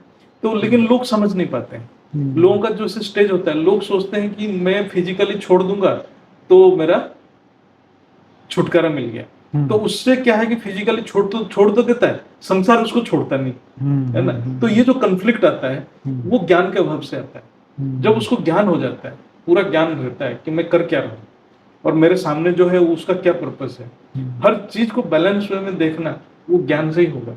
अदरवाइज कॉन्फ्लिक्ट उसको झेलना पड़ेगा। बिल्कुल सही। मैं अभी बीच में एक ओझा सर करके हैं यूट्यूब में, फेमस बंदे, उनका इंटरव्यू सुन रहा था। तो वो कह रहा है कि मेरे को तो 10,000 करोड़ कमाने हैं। तो उससे बोला क्यों भाई? तो बोले देखो पहले तो मेरे को समझ नहीं थी, पर अब जैसे जैसे मेरा स्पिरिचुअल व्यू बनता जा रहा है, जो मैं समझ रहा हूँ, इससे मुझे लगता है कि अगर इतने पैसे मेरे पास आए तो मैं तो बहुत बड़ा कल्याण कर सकता हूँ। तो मतलब वो एक लेवल पे जो काम करना चाहता है कि दूसरों के ऊपर डिपेंड नहीं रहना चाहता, अपने ऊपर होके वो काम करना चाहता है। एक व्यू है उसका, एक खुद का व्यू है कि भाई मैं अपनी अवेकनिंग तो मैं अभी साथ साथ कर रहा हूँ और मुझे लगता है कि ये इससे मैं और अवेकनिंग कर सकता हूँ। इसमें भी ये क्वेश्चन ऐसा है कि जैसे कोई बंदा को स्पिरिचुअल अवेकनिंग हो रहा है, हाँ, उसको ज्ञान की जागृत हो रहा है, और हर एक वो अपने जो चीज को सत्य मान रहा है, हाँ, कि यही सत्य है, हाँ, तो वो कुछ डिसीजन ऐसा लेता है ना, हाँ, जो उनके सराउंडिंग को पसंद नहीं आता है, हाँ, नहीं आता है, तो वो कॉन्फ्लिक्ट भी अराइज करता है। कॉन्फ्लिक्ट तो इसलिए ऐसा नहीं कि वो उसको सेटिस्फाई करे, हाँ, लेकिन वो अपने जो सत्य जो है ना उसमें टिका है, वो उसको ज्ञान से जान ले कि यही सही है। तो जब वो टिका रहेगा और उसको वो सत्य ज्ञान पे टिका रहा तो उसका एंड भी अच्छा रहेगा। लेकिन ज्ञान पक्का नहीं है, कुछ गलत ज्ञान पे टिक गया और वो सबके साथ कॉन्फ्लिक्ट कर लिया, मान लिया एक चीज को, चलो उसको मान लिया सच, लेकिन बाद में पता चला ये सच नहीं है, उससे जो प्राप्ति होना था नहीं हो रहा है, फिर उसको प्रॉब्लम आता है। लेकिन आपने जान लिया, उसको ज्ञान से परख लिया हर एंगल से, फिर उसके ऊपर डटे रहना पड़ेगा और आपका जो डिसीजन जो है तो है। चलिए आगे बढ़ते हैं. Next question 7. What is the role of forgiveness, compassion and gratitude in spiritual growth? एक तो फॉरगिवनेस, ग्रेटिट्यूड और कंपैशन. कंपैशन, दया, प्रेम, करुणा. दया, प्रेम, हाँ, करुणा. स्पिरिचुअल ग्रोथ में कितना इंपॉर्टेंट है? ये तो बहुत इम्पोर्टेंट है. इसलिए इम्पोर्टेंट है कि ये आपके जो मतलब हम साइंटिफिकली भी देखें, जो ये जो तीनों चीज आपके कारण शरीर को प्रभावित करता है. Very nice. कारण शरीर मतलब मन को प्रभावित करता है. और मन एक बहुत इम्पोर्टेंट, स्पिरिचुअल ग्रोथ में मन बहुत इम्पोर्टेंट रहता है. उसके बिना तो उसके बिना कुछ नहीं हो इसको क्रॉस किए बिना तो कुछ हाँ. नहीं होने वाला है. और मन के द्वारा ही मन को जीता जाता है. हाँ. तो इसलिए ये जो तीनों फैक्टर्स को कैसे अपने जीवन में बहुत बैलेंस्ड वे में मतलब बैलेंस्ड वे बहुत ये आपको दोनों रास्ते पे ले सकता है. आप ज्यादा भावना में आ जाएंगे तो कर्म बंधन में आ जाएंगे. हाँ, वो बैलेंस में रखना है. बैलेंस में रहना है. हाँ. ये चाहिए, बट इसको बहुत बैलेंस्ड वे में यूज करना चाहिए. कितना आप अपने आप को शो में लेके आ रहे हैं, मतलब मार्केट में लेके आ रहे हैं, ज्यादा दिखावा नहीं करना चाहिए. आपके मन में भावनाएं हैं तो आप क्या कर सकते हैं वो कीजिए, उसमें इमोशन अटैच मत कीजिए. मैं ना छोटा था तो पहले फिल्म देखते थे, तो कई बार ऐसी कोई बड़े बड़े सेठ वाली फिल्म आती है तो मतलब फिल्म में ऐसा सीन आता था कि कोई बहुत बड़ा सेठ है, बहुत दयालु है, तो जो भी गरीब मिलता उसको दान करता रहता. लेकिन उसने ऐसे लोगों को भी दान कर दिया, तो वो लोग तो अंदर से पापी लोग थे, पर इन्होंने वो तो भावनाओं में कि मैं तो बहुत दानी. अब दानी हो, भगवान ने तुम्हें दिया है, लेकिन पात्र को देखा नहीं और दे दिया. उसने उल्टे काम किए तो वो तो पार्टनर बन गए कर्म के अंदर. तो ये जो बोला ना कि भावनाओं को देख के, कंट्रोल करके, जहाँ जरूरत है वहाँ किया, वो बराबर. लेकिन ये भी एक स्पिरिचुअल ईगो पैदा करता है कि मैं तो बहुत बड़ा दानी हूँ. हाँ, इसको भी देखना है कि अपने अंदर भी तो देखना है. जैसे हाँ, हमारे जो ज्ञान में भी बोलते हैं भावातीत, गुणातीत, कर्मातीत. क्यों बोलते हैं? जैसे हम परमात्मा के गुण हैं ये. परमात्मा जब निराकारी स्टेज में रहते हैं, भावातीत, गुणातीत, कर्मातीत रहता है. जैसे किसी के साथ कुछ हुआ, हम जाके रोने लग जाएंगे उसके साथ. क्या मिलेगा उससे? क्या कर सकते हो तुम उसके लिए? कुछ नहीं कर सकते. तो फायदा क्या रो के? तुम इतना भावना में आ रहे हो, क्या कर रहे हो? कुछ. लेकिन परमात्मा क्या है? परमात्मा भावातीत है, लेकिन सबका कल्याण करता है. उसके संकल्प में कल्याण भावना है. तो आपके वाइब्रेशन ज्यादा इंपॉर्टेंट है. आप रोने से ज्यादा आपकी वाइब्रेशन इंपॉर्टेंट है. आपके पास वो ज्ञान होना चाहिए कि मैं एक बंदे के लिए नहीं कर रहा हूँ, मैं ये जो प्रॉब्लम को खत्म करना चाहता हूँ. मैं एक बंदा रोना नहीं है, मुझे कोई नहीं रोना चाहिए, मैं उसकी व्यवस्था करूँ. ये संकल्प होना चाहिए. देखो यहाँ पे जो लिखा है कि they can also help us release negative emotion and develop a sense of inner peace. कि भाई अंदर की शांति को डेवलप करता है और जो नेगेटिव जो इमोशंस पैदा हुए हैं उसको निकालने के लिए. ये एक है, लेकिन एक बैलेंस की बात है. बैलेंस है, ये बढ़िया है. इसने क्या बोला, हमारे अंदर ये जो कंपैशन रहना चाहिए, ये रहना चाहिए. तब हमारे अंदर जो नेगेटिव एनर्जी है वो निकलता जाएगा. नहीं तो वो नेगेटिव एनर्जी जड़ संस्कार बनाएगा. हर चीज में हम अपोज करेंगे, हर चीज में गलत चीज को देखेंगे, सूक्ष्म अहंकार पैदा करेगा. ये कंपैशन रहेगा, कोई बात नहीं, छोड़, जाने दो, हो गया हमारे साथ, चलो जाने दो. ये सब भावनाएं. और develop a sense of inner peace, अंदर की भीतर की शांति के लिए तो बहुत चाहिए. तो वो क्या है कि आप आत्मा को टच नहीं कर रहे हैं, किसी बाहर के चीज को अंदर जाने नहीं दे रहा है. आत्मा परम शांति में बैठा है. आप रिएक्ट करते जाओगे, आत्मा को भी चैन नहीं मिलेगा. यही फॉरगिवनेस तो हमें यही सिखाता है ना. इसके ऊपर तो हमारा सेपरेट बहुत बढ़िया वीडियो है. फॉरगिवनेस बहुत बढ़िया. हमें बाबूजी का तो वो भी सेंटेंस है, बदला नहीं लेना, बदल जाना. कुछ नहीं, किसी से हमें बदला नहीं लेना, बदल जाना. तो अभी शांति मिलती है. नहीं तो हम दुनिया को चिल्लाते ही रहे कि दुनिया खराब है. ठीक है ना, अपना खुद बदल लो. एक्चुअली बदला लेने का जो प्रिंसिपल है ना, जो रिवेंजफुल जो हो जाता है, वो तो बांधने का है ना, फंसने का है, बॉन्डेज फंसने का भी है. और कारण शरीर में जड़ संस्कार हट जाता है. वो संस्कार हटता नहीं. और जब हम बदल जाते हैं, कारण शरीर आपका सॉफ्ट हो जाता है, वो संस्कार निकलता जाता है. ये बात बिल्कुल जरूरी है, समझने वाली बात है कि भाई हमने जो पक्के संस्कार कर दिए कि नहीं मेरे को तो ये चलेगा ही नहीं, मतलब मेरे को तो बस सब हर चीज़ जो है टाइम टू टाइम और ये चीज़ चाहिए. पर इससे जो है हमारे कुछ संस्कार ऐसे हो जाते हैं जिसके कारण वही हमारे दुख का कारण. परिस्थिति के साथ बदलना चाहिए. जो भगवान ने अपने संकल्प बदल दिए ना, हाँ और युद्ध में मतलब महाभारत में सबसे बड़ा खतरनाक थे हमारे भीष्म। हाँ उसके चक्कर हाँ में उन्होंने ऐसा संकल्प ले लिया, हाँ उनके सामने वस्त्रहरण हो रहा है फिर भी चुप बैठे हुए। चुप, कितनी बड़ी बात है और भाई। ये हाँ कॉमन सेंस की बात है। कॉमन सेंस की बात है। तुम्हारे पोतरों के सामने ये हो रहा है, तुम बैठे हो जब चुप। तुम्हारे सामर्थ्य है सामर्थ्य कोई चीज को रोकने की, हाँ और जब हम उसको रोकते नहीं है तो बहुत बड़ा पापी बनता है। और उनको इसलिए कष्ट मिला, लास्ट में भी उनको सबसे ज्यादा 100%। कष्ट मिला। आप सोचो सर सज्जा में रहना इतना दिन तक, कष्ट तो साध्य है। पर मुझे तो नहीं लगता इसमें से कोई भी ऐसा गुण था, ये फॉरगिवनेस, कंपैशन के ग्रेटिट्यूड, ये तो गुण था ही नहीं। ये इन्होंने तो ये चीज कभी नहीं होता। नहीं होता। अब सोचिए ये इतना गुण रहता उस व्यक्ति के प्रति तुम्हारी करुणा होनी चाहिए ना, कि भाई तुम्हें दया नहीं चाहिए कि भाई देखो एक औरत के साथ क्या हो रहा है, वो इमीडिएटली वो रोक इमीडिएट, और वो भी तुम्हारे कनेक्शन का है, कोई पड़ोसी के बच्चों के साथ थोड़ी हो रहा है। और वो उतना शक्तिशाली भी है, भीष्म के साथ कोई लड़ नहीं सकता, कोई नहीं लड़ सकता। वो नहीं रोक पाएगा तो कौन रोकेगा? कौन रोकेगा? और उसके सामने हो रहा है। और वो भी नहीं कृपाचार्य, कितने बड़े बड़े गुरु बैठे थे, तो धर्म कहाँ चला गया उसमें? आपको रोकना चाहिए जब सामर्थ्य है, अधर्म को रोकना है, ये ड्यूटी है। ड्यूटी। तो खैर ये सब चीजें भी इम्पोर्टेंट है, तभी जो है इनर पीस तो तभी मिलेगी ना। हाँ चलो नेक्स्ट क्वेश्चन है 8 नंबर, question 8। How can we reconcile spirituality with specific discoveries and modern technologies? ये बहुत इम्पोर्टेंट है। जैसे हम स्पिरिचुअलिटी में हमें धीरे धीरे, जैसे हमारे वेद शास्त्र में भी है, पुराण में भी है, जो सब मान्यता है वो साइंस धीरे धीरे प्रूफ दे रहे हैं। ओके मतलब हम जो साइंटिफिक डिस्कवरी जो अभी हो रही है और मॉडर्न जो टेक्नोलॉजी है उसको हमें टैली करना है। हाँ तो अध्यात्म के साथ टैली करना है। हाँ, जब तक ये दोनों टैली नहीं करेगा तो हम मानेंगे मिथ्या है। क्योंकि हमारे जो साइंस है ये तो बुद्धि से ही निकला, मनुष्य के बुद्धि से निकला है। और जो आध्यात्मिकता है वो भी एक आत्मा के गुण से निकला है, आत्मा के अंदर की सूक्ष्म, वो भी सूक्ष्म से। तो ये दोनों रिकॉन्साइल तो होना चाहिए। रिकॉन्साइल मतलब मिलना चाहिए। नहीं जब तक मिल रहा है तो लोग उसको मानते नहीं। हाँ। तो हमारे ज्ञान भी उसको एक्सेप्ट नहीं करेगा। हाँ। इसीलिए जैसे हम जो हमारे जो शास्त्र में है अनंत कोटि ब्रह्मांड सर्जन विसर्जन हो रहा है, ये अभी धीरे धीरे प्रूफ हो रहा है। जो गैलेक्सी के अंदर इन्फाइनाइट सोलर सिस्टम है क्रिएट हो रहा है, इन्फाइनाइट ब्लैक होल्स है, तो ये धीरे धीरे रिकॉन्साइल हो रहा है, प्रूफ हो रहा है। तो ये प्रूफ करता है, जो विज्ञान से जो आता है डाटा, वो जब इसको प्रूफ करता है, जो आध्यात्मिक चीज को प्रूफ करता है, तो आपका दृढ़ निश्चय हो जाता है। तो ये बहुत इंपॉर्टेंट है। जैसे हमारे ज्ञान में ये सारे प्रूफ कर रहा है।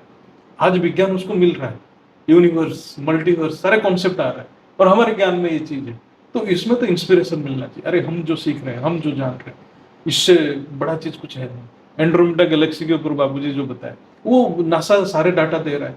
थोड़ा बहुत इधर उधर हो रहा है, जो डिस्टेंस डायमीटर नासा बोल रहा है 25 लाख लाइट ईयर्स, बापूजी बोल रहे हैं नहीं, ये स्पिरिचुअलिटी में जो दिव्य दृष्टि में देख रहे हैं 35 lakh light years, 10 lakh light, but it is proved. तो ये ज्ञान और जो विज्ञान दोनों मिलना चाहिए। जैसे 5000 साल का ड्रामा मैच नहीं कर रहा है, तो फिर आपका क्या ज्ञान रहेगा, क्या आपका विश्वास रहेगा, क्या दृढ़ निश्चय होगा? मतलब जब आपको साइंस से प्रूफ मिल रहा है तो आप अपनी बिलीफ चेंज कर सकते हो। वही तो है एक्सप्लोरेशन। देखो अगर आप एक और नीचे लेवल पे आके बात करें, जैसे हम डॉक्टर के पास गए और डॉक्टर को बोले मेरा बीपी बढ़ गया, तो डॉक्टर कहेगा तुम्हारे को स्ट्रेस बहुत है। हाँ। अब ना स्ट्रेस देखने वाली चीज है, ना कोई खाने वाली चीज है, तो है क्या, ये मन की बात है। अब मन की बात आ गई तो मन को मतलब साइकोलॉजी को उन्होंने शरीर के साथ कंपेयर कर दिया।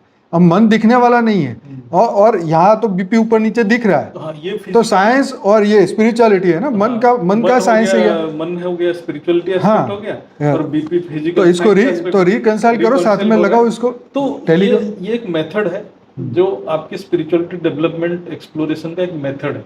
Compare it with science, compare with science के साथ कंपेयर कर। आंखें बंद करके तो इंसान जी नहीं सकता ना, जी नहीं सकता। एंड विज्ञान भी वो भी एक्सप्लोर कर रहा है सीक्रेट्स को, और आप भी सीक्रेट्स को एक्सप्लोर कर रहे हैं। कहीं वो मिसमैच तो नहीं, आप गलत रास्ते पे तो नहीं चल रहे। आप 5000 साल ड्रामा मान के चल रहे हो, साइंस बोल रहा है भाई इतना बिलियन ईयर्स हो चुका है, 5000 साल में फंसे पड़े हो। तो थोड़ा तो बुद्धि लगाओ, बुद्धि लगाना पड़ेगा ये सब चीजों में, तो रिकॉन्साइल करना ही पड़ेगा। तभी जो होगा ना, तभी तो मतलब हम बेटर बन सकेंगे। हाँ, बेटर बनेंगे। और इसको जो है हम जो राह पे चल रहे हैं वो सही है कि गलत है, आपको तो पता तो चलना चाहिए। आप कुछ सोच रहे हैं, हो कुछ रहा है, तो फायदा क्या है उससे? ये बात है। तो yes, it can be helpful to approach this topic with open and serious mind and seek out diverse perspectives. चलिए, अब आगे क्वेश्चन है, question number 9। What are the different path to the spiritual enlightenment and how do they differ? हाँ, मतलब जैसे वही है, जिसका जो कंसर्स लेवल है उस लेवल पे वो फॉलो करता है, वो प्रैक्टिसेस को अडॉप्ट करता है। जैसे कोई बंदा, मतलब स्पिरिचुअल एनलाइटमेंट के लिए मनुष्य को कौन से, what are the different path, कौन कौन से रास्ते हैं and how do they differ, एक दूसरे से वो अलग कैसे?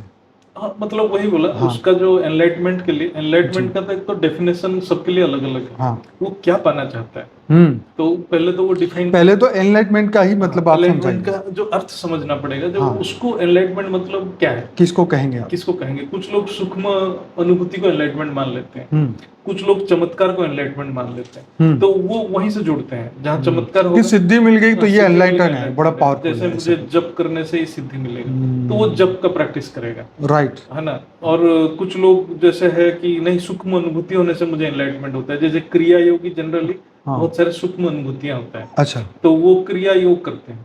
ओके, क्रिया योग में वो सूक्ष्म शरीर को देखते हैं, ये सब, जैसे महाअवतार बाबा जी, ये सब राइट, श्री एम जो है, हाँ जी, उनका भी बहुत सारे अनुभूतियां हैं, जी जी, तो उसको एनलाइटमेंट मानते हैं, तो वो प्रैक्टिस से जुड़ते हैं। तो प्रैक्टिसेस डिफरेंट डिफरेंट है, तो उसका जो एनलाइटमेंट का डेफिनेशन भी अलग है।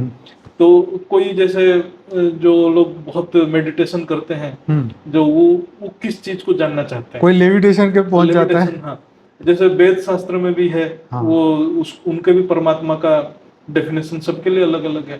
कोई मन को सब कुछ मानता है, मन को कंट्रोल करने में लग जाता है, हाँ, मन को कंट्रोल किया तो भगवान मिल गए, भगवान मिल गए। कोई बुद्धि से भगवान को प्राप्त करना चाहता है, तो सबका पाथ अलग अलग है, अंडरस्टैंडिंग है, ज्ञान के हिसाब से पाथ अलग अलग है।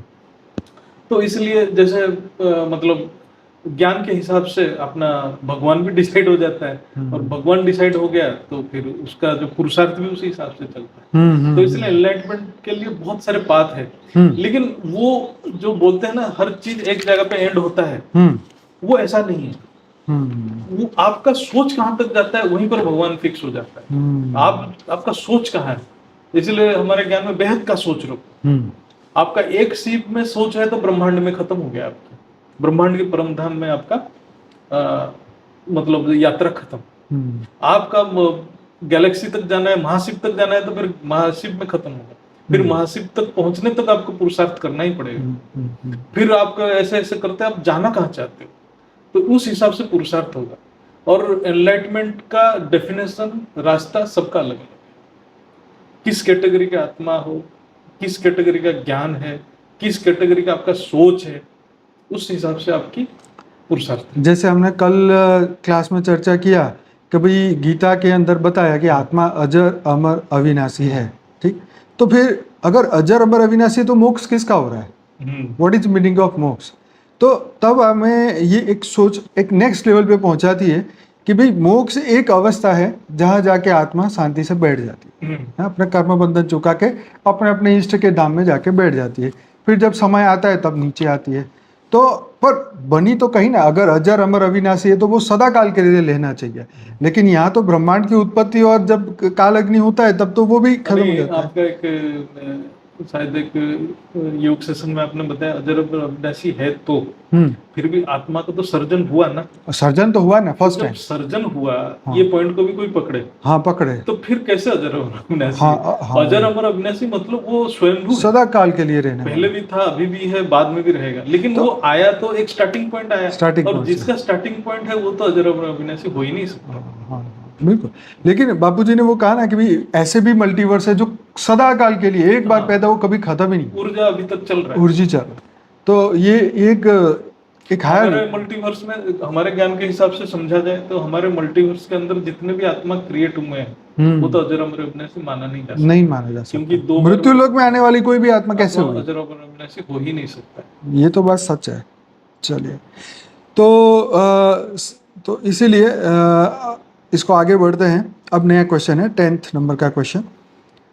How can we integrate spiritual practice into our communities and promote social justice and environmental sustainability?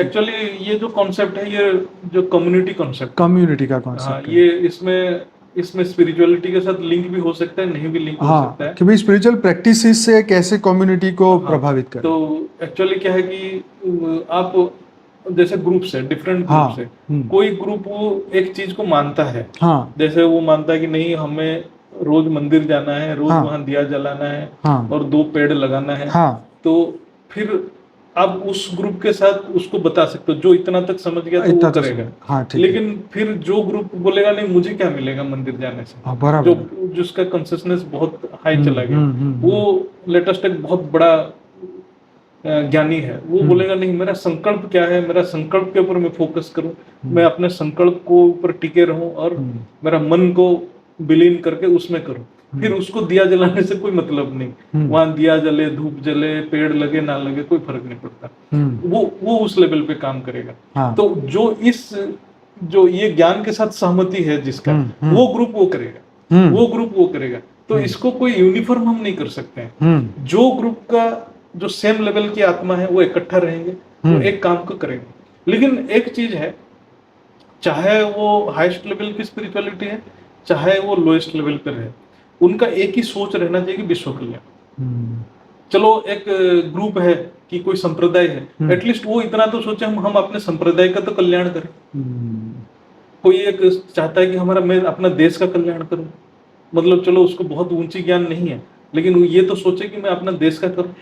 इसका परफेक्ट उदाहरण हमारे मोदी जी है। अब जैसे रिसेंटली बीके में ब्रह्मा कुमारी में विजिट की उन्होंने, और जाके उनको बोला कि जाओ साफ सफाई अभियान चालू करो, पेड़ पौधे लगाओ, हॉस्पिटल लगाओ, यूनिवर्सिटी बनाओ, जाओ देश का कल्याण करो। तो सभी लोगों को साथ में लेके, आध्यात्मिकता को भी साथ में लेके और ये पब्लिक का भी कल्याण, ऐसे सभी कम्युनिटी को साथ में लेके इन्होंने करने का काम किया। तो ये बहुत जरूरी है कि जितने भी धार्मिक संस्था इस पे थोड़ा फोकस करें। जब तक हम स्थूल दुनिया में हैं, मतलब स्थूल दुनिया भी हमारा घर है, जब तक घर है, तो हम इसको ठीक ही नहीं रखेंगे तो हम रहेंगे कैसे? एग्जैक्टली। तो हम लोग किसी भी लेवल पे रहें, एटलीस्ट हमारा जो सोच, हमारा कर्म स्थूल दुनिया को कन्फ्लिक्ट ना करे, इसकी कल्याण तो करना ही जब तक हम हैं यहाँ पर। और इसके लिए जितनी भी स्पिरिचुअल प्रैक्टिस कराने वाली जो संस्था है, उनको एक बेसिक लेवल पे तो एग्री होना पड़ेगा कि भाई ये तो भाई सत्य है। तुम ये कह दो कि भाई भाजपा कांग्रेस वाली बात हो गई कि वो कहते हैं सफाई करो, तो वो कहेगा नहीं हमारा तो ये कूड़ा कचरा फिर तो संभव नहीं है, दुनिया का कल्याण नहीं हो पाएगा। तो इसलिए स्पिरिचुअलिटी में ये एक इंटीग्रेटेड पार्ट है कि हमें कल्याण करना है। कल्याण एक वर्ड रहना चाहिए, कल्याण सबका होना चाहिए। जैसे एनवायरनमेंट का भी कल्याण होना चाहिए, जो तो कुछ स्थूल लेवल पे सोच रहे हैं, कुछ सूक्ष्म लेवल पे सोच रहे हैं, लेकिन कल्याण सोच रहे हैं, कल्याण सोच रहे हैं। जिसका लेटेस्ट एक चलो भक्ति मार्ग में भी है, वो भी स्थूल कल्याण करना चाहिए। और हम लेटेस्ट एक बेहद की ज्ञान में है, हमारा संकल्प भी स्थूल कल्याण होना चाहिए। बिल्कुल, क्योंकि हम ये वाइब्रेशन से ही दुनिया बना, अब वाइब्रेशन से ही स्थूल कार्य होता है। हम अपना संकल्प अच्छा रखते हैं तो उनको भी बल मिलता है, एग्जैक्टली। तो इसलिए हमारे जो आज के पुरुषार्थ में रहता है कि जो इतने बड़े ज्ञानी है, जो परमात्मा को जान लिया, वो उसका एक सोच बहुत इंपॉर्टेंट है, क्योंकि उसका संकल्प इतने लोगों को प्रभावित करता है। तो हमारा संकल्प भी वही होना चाहिए, मतलब संकल्प के साथ ये स्थूल कार्य भी मैच करना चाहिए, सारे सिंक्रोनाइज होना चाहिए। अच्छा, ये सिंक्रोनाइज हो जाता है, आप सोचो थर्ड वर्ल्ड वॉर नहीं होता। हम सारे संकल्प करते, सारे जो जितने भी कोई भी रिलीजन में है, कोई भी स्पिरिचुअल प्रैक्टिसेस में, सब मिलकर संकल्प करें, एक ही संकल्प मन से ये सोच लेना, तय कर ले कि नहीं होना चाहिए कोई भी कीमत पे ना, तभी हो सकता है, तभी शांति हो सकता है। और हमारा जो क्या है कि हम चाहते हैं कि नहीं हम बड़े हैं, हम चाहते हैं हम बड़े हैं, जो बाबूजी के ज्ञान में है। क्यों कन्फ्लिक्ट है? हम राजा बनना चाहते हैं, हम राजा बनना चाहते हैं। ये सोच से ही ये वायुमंडल खराब हो गया। और इसलिए एक धर्म होता तो इतना कॉन्फ्लिक्ट नहीं होता, इतने धर्म आ गए तो इतने सोच है। वही तो कि समाज की भलाई के लिए जो है स्पिरिचुअल जितने भी प्रिंसिपल है, जो भी सब कुछ एक साथ बेसिक लेवल पे तो लाना ही पड़ेगा। बेसिक लेवल पे तो होना चाहिए अदरवाइज, क्योंकि ये देखो बेसिक लेवल पे अगर हम एग्री करेंगे तो हमारे विचार मिलेंगे, तब तो आगे बढ़ पाएंगे ना। तो ये जन कल्याण जो है, जन जागृति कल्याण, वो तो हर एक को हर एक लाना धर्म चाहिए। में, हर एक स्पिरिचुअल प्रैक्टिस में ये एक इंटीग्रेटेड पार्ट होना चाहिए। बिल्कुल। चलिए आगे बढ़ते हैं, question number 11, the concept of higher power और डिवाइन प्रेजेंस, इसके बारे में बताइए। हाँ, एक्चुअली क्या है कि जो डिवाइन प्रेजेंस जो है, हाँ, ये भी कॉन्शियसनेस के स्टेज पे होता है। ओके। जैसे मनुष्य से, मतलब जो मनुष्य जो है, मनुष्य योनि में ये प्राप्त होता है, जो डिवाइन प्रेजेंस का उसको जो अनुभूति होता है, इसलिए होता है कि उसको एक गिफ्ट देते हैं भगवान, बुद्धि।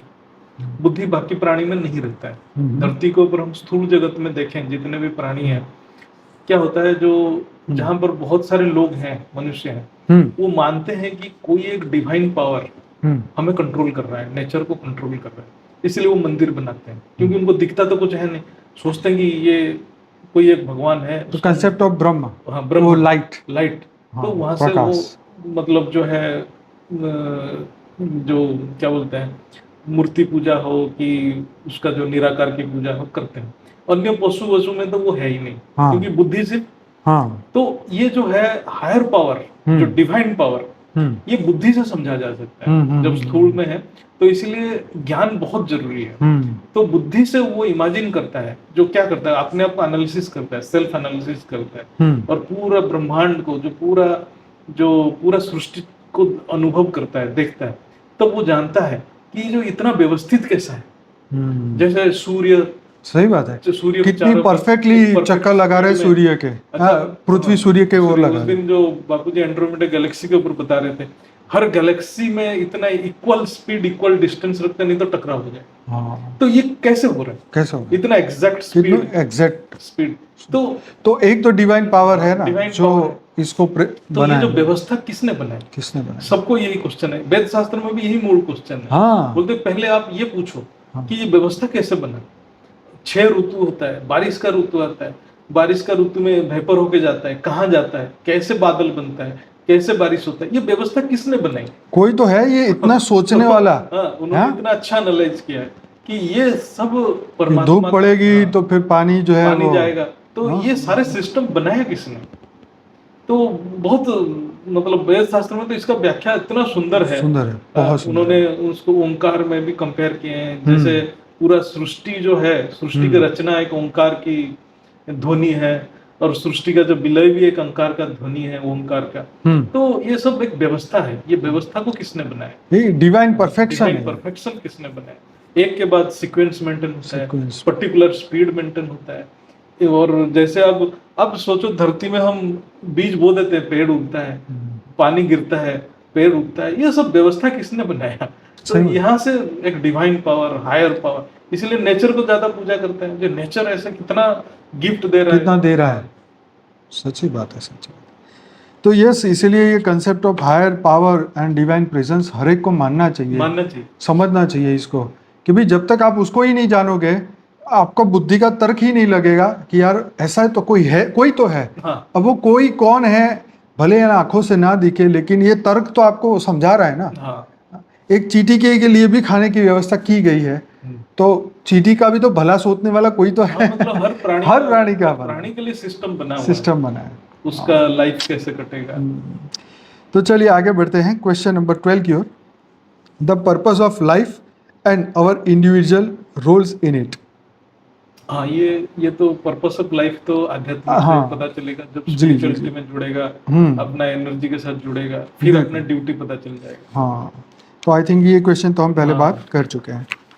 उसके बाद जो है mindfulness and meditation practices for spiritual growth. हाँ, ये जो माइंडफुलनेस मेडिटेशन, ये सब डिफरेंट प्रैक्टिसेस है। It is one of the practice, mindful meditation जो है। इसका एक है, बहुत ज्यादा आजकल चलता है, टू बीइंग इन प्रेजेंट। हाँ, तो ये बड़ा प्रैक्टिस है, प्रेजेंट में रहना। तो ये माइंडफुलनेस है। तो हम जैसे ये बुद्धिज्म में भी ज्यादा चलता है। अच्छा, जनरली वो क्या करते हैं, लेट अस टेक, आप चाय भी पी रहे हो, यू ऑब्जर्व इट। वो बोलते हैं कि आप चाय भी पी रहे हो तो आप उसको फील करो। आप कप को पकड़ रहे हो, तो कप को पकड़ने के टाइम पे एक संवेदना होगा, उसको बहुत सूक्ष्म तरह से बुद्धि से उसको फील करो कि आपको गर्म लग रहा है कि ठंडा लग रहा है। फिर आप कप को अपने पास लेके आओ स्लोली, फिर चाय को देखो, फील करो its colour is like this, फिर आप उसको पियो। मतलब आप क्या कर रहे हो कि आप उस टाइम और कुछ सोच नहीं रहे, वो तो फोकसिंग ऑन देसी भाषा में बोले तो भाई जो चाय पी रहे हो या खा रहे हो तो उसका उसी वक्त उसका आनंद लो, उसी वक्त। वही खाने के बाद मतलब खाते खाते तुम कोई और सोचोगे तो चाय का स्वाद कहाँ अब आएगा। जैसे चाय पीते हैं, अरे चाय फटाफट जल्दी से पी पी लेते हो, भागे, तो पता ही नहीं चला कि क्या था क्या चाय नहीं। पिए कि क्या पिए। तो वो माइंडफुलनेस मेडिटेशन बोल रहे हैं कि हम्म। जैसे हम बैठे हैं तो बैठ के हम हमारे जो मन है हम फोकस कर रहे हैं एक चीज, ऑब्जर्व कर रहे हैं, अपने आप को ऑब्जर्व कर रहे हैं, जैसे विपासना में ये करते हैं। तो हाँ, वो संवेदनाओं को संवेदना ऑब्जर्व कर, बॉडी में क्या क्या वाइब्रेशंस हो रहा है, ये सोच आई तो इससे क्या हो क्या रहा है, शरीर vibration में हो क्या रहा हो रहा है। जैसे आप उनका जो विपासना के ऊपर मैं बहुत पहले की टाइम में मैं उसको भी थोड़ा थोड़ा पढ़ता था, देखता जी था, जी। तो उसके ऊपर काफी मैंने रिसर्च किया था। तो उस टाइम क्या है कि आप जैसे प्रैक्टिस करते हैं, जैसे आप बैठे हैं, बैठ के मन में तो बहुत सारे भावनाएं आता रहता है, आता ही रहता है। इन्फानाइट जन्म है, इन्फानाइट डाटा बिल्कुल पड़ा बिल्कुल है, बिल्कुल बिल्कुल। सडनली एक डाटा आया जिस बंदे से आपके साथ झगड़ा हुआ है, तो जैसे वो पिक्चर आएगा आपके शरीर में एक डिफरेंट रिएक्शन स्टार्ट हो जाएगा। एग्जैक्टली, वो तो सही तो बात वो है। फिर आप उसको ऑब्जर्व करोगे, फिर आप बोलोगे कि ये जो कंपैशन डेवलप करोगे, चलो ठीक, उसको मैंने कुछ बोला तो खुद को माफी मांगो कि उसको माफी मांगो, तो फिर वो संवेदना धीरे धीरे डाउन रिलीज होती है। तो हर चीज को न्यूट्रलाइज करना है, जो माइंडफुल मेडिटेशन में एक प्रैक्टिस है, प्रैक्टिस है, बिल्कुल सही है। तो उसमें भी लोगों को बेनिफिट होता है, उनका नेगेटिव एनर्जी काफी रिलीज हो जाता है। मैंने बहुत लोगों को मिला हूँ जो विपासना में करते हैं, उनको बेनिफिट भी होता है। लेकिन क्या है कि इसमें आपके कारण शरीर में डाटा, वो सेम चीज वही हुआ ना कि past life regression, past life regression is one time कि भाई पिछले जन्म में तुम्हारा ये था इसलिए आज बहुत तुम्हारे को उस चीज के प्रति गुस्सा है, तो उसको ले आओ और उसको रिमूव करो, आर्टिफिशियल मेथड में पास्ट में ले जाते हैं और फोर्सफुली वो डाटा को बाहर ले सामने ले आते हैं, दुख का कारण पूछते हैं। फिर उस टाइम में भी आपके बॉडी में रिएक्शंस चेंज हो जाता है, फिर आप उसको न्यूट्रलाइज करते हैं, उसको माफ कर दो कि उस चीज को फॉरगो कर दो। ये चीज जो विपासना में नेचुरल वे में करते हैं, एक जगह पे फोर्सफुली बैठते हैं, बैठ के अपने संवेदना को देखते रहते हैं, प्रैक्टिस करते रहते हैं। लेकिन इसमें क्या होता है कि मैं ज्यादातर देखा, जैसे एक बंदा ने विपासना में गया, 6 महीना तक उसका ठीक रहता है, फिर वो नया स्टार्ट हो जाता है संस्कार। तो इसलिए उसमें क्या है कि उसको बार बार करना पड़ता है, बार बार इसलिए करना पड़ता है ना कि देखो मनुष्य को देखो पर्पस का ज्ञान नहीं है, राइट।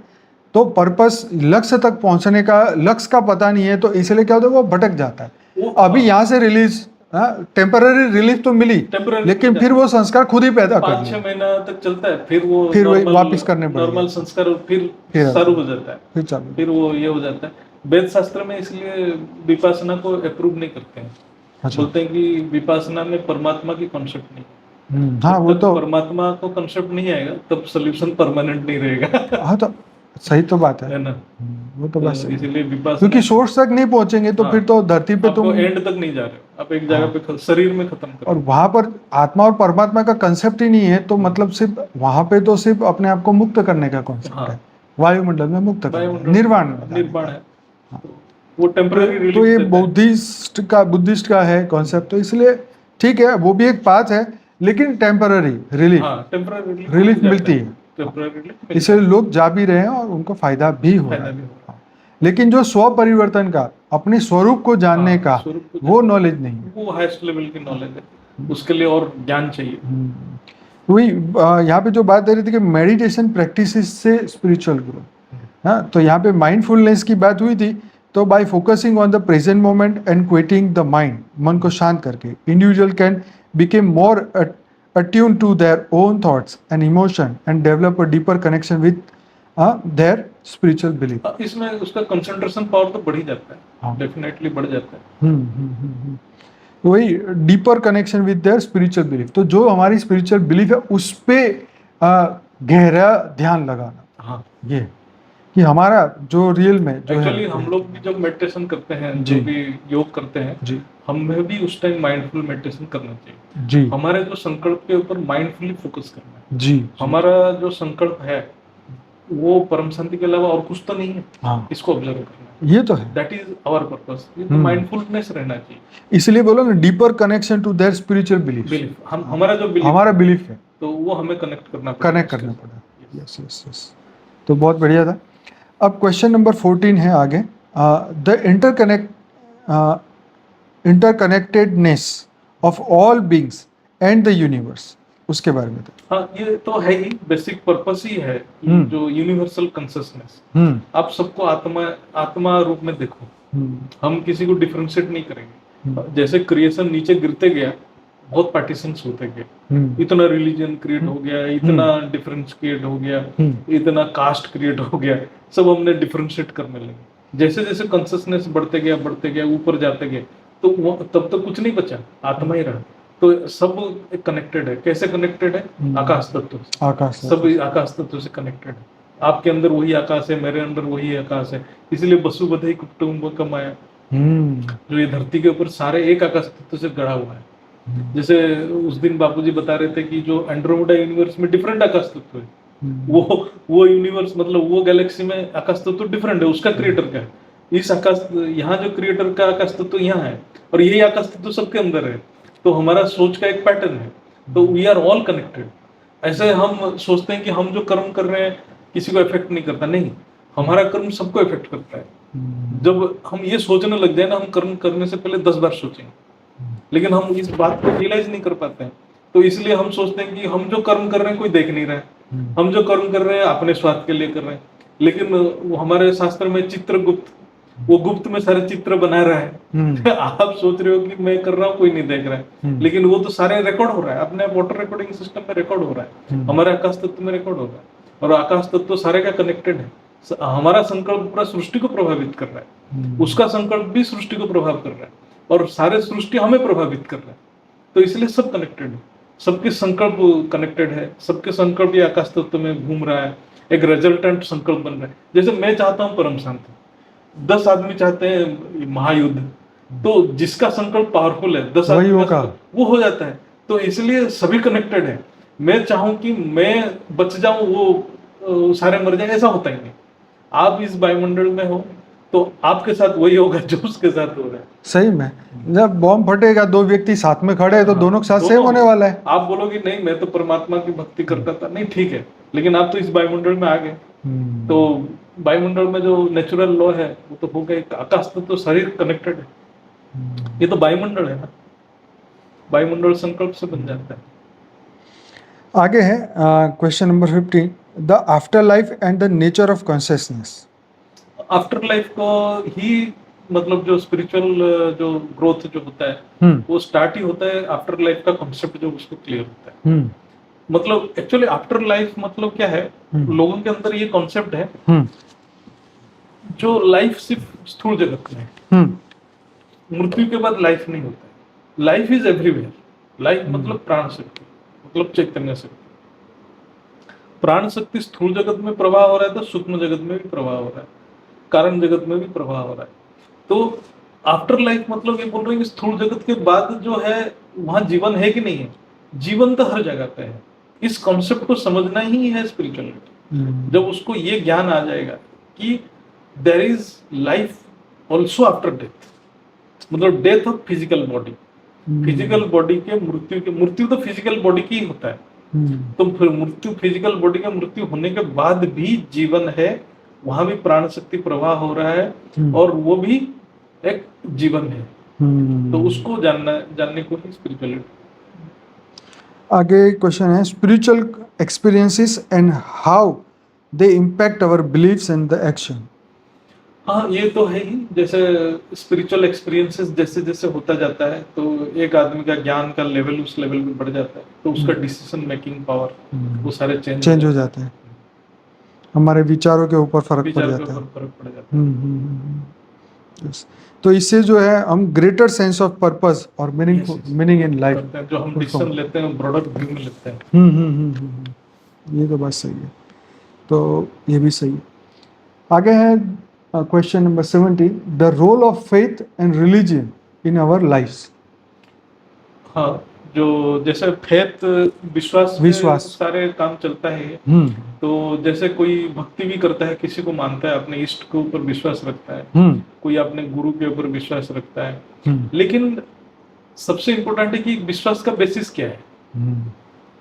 आपने जो विश्वास रखे हो, कोई चमत्कार मिलता है तो उसको बेसिस मान लेता है, कोई चमत्कार के ऊपर आपका विश्वास है कि भाई हाँ। यहाँ जाऊंगा तो ऐसे चमत्कार हो जाएगा तो मेरे को फायदा होगा।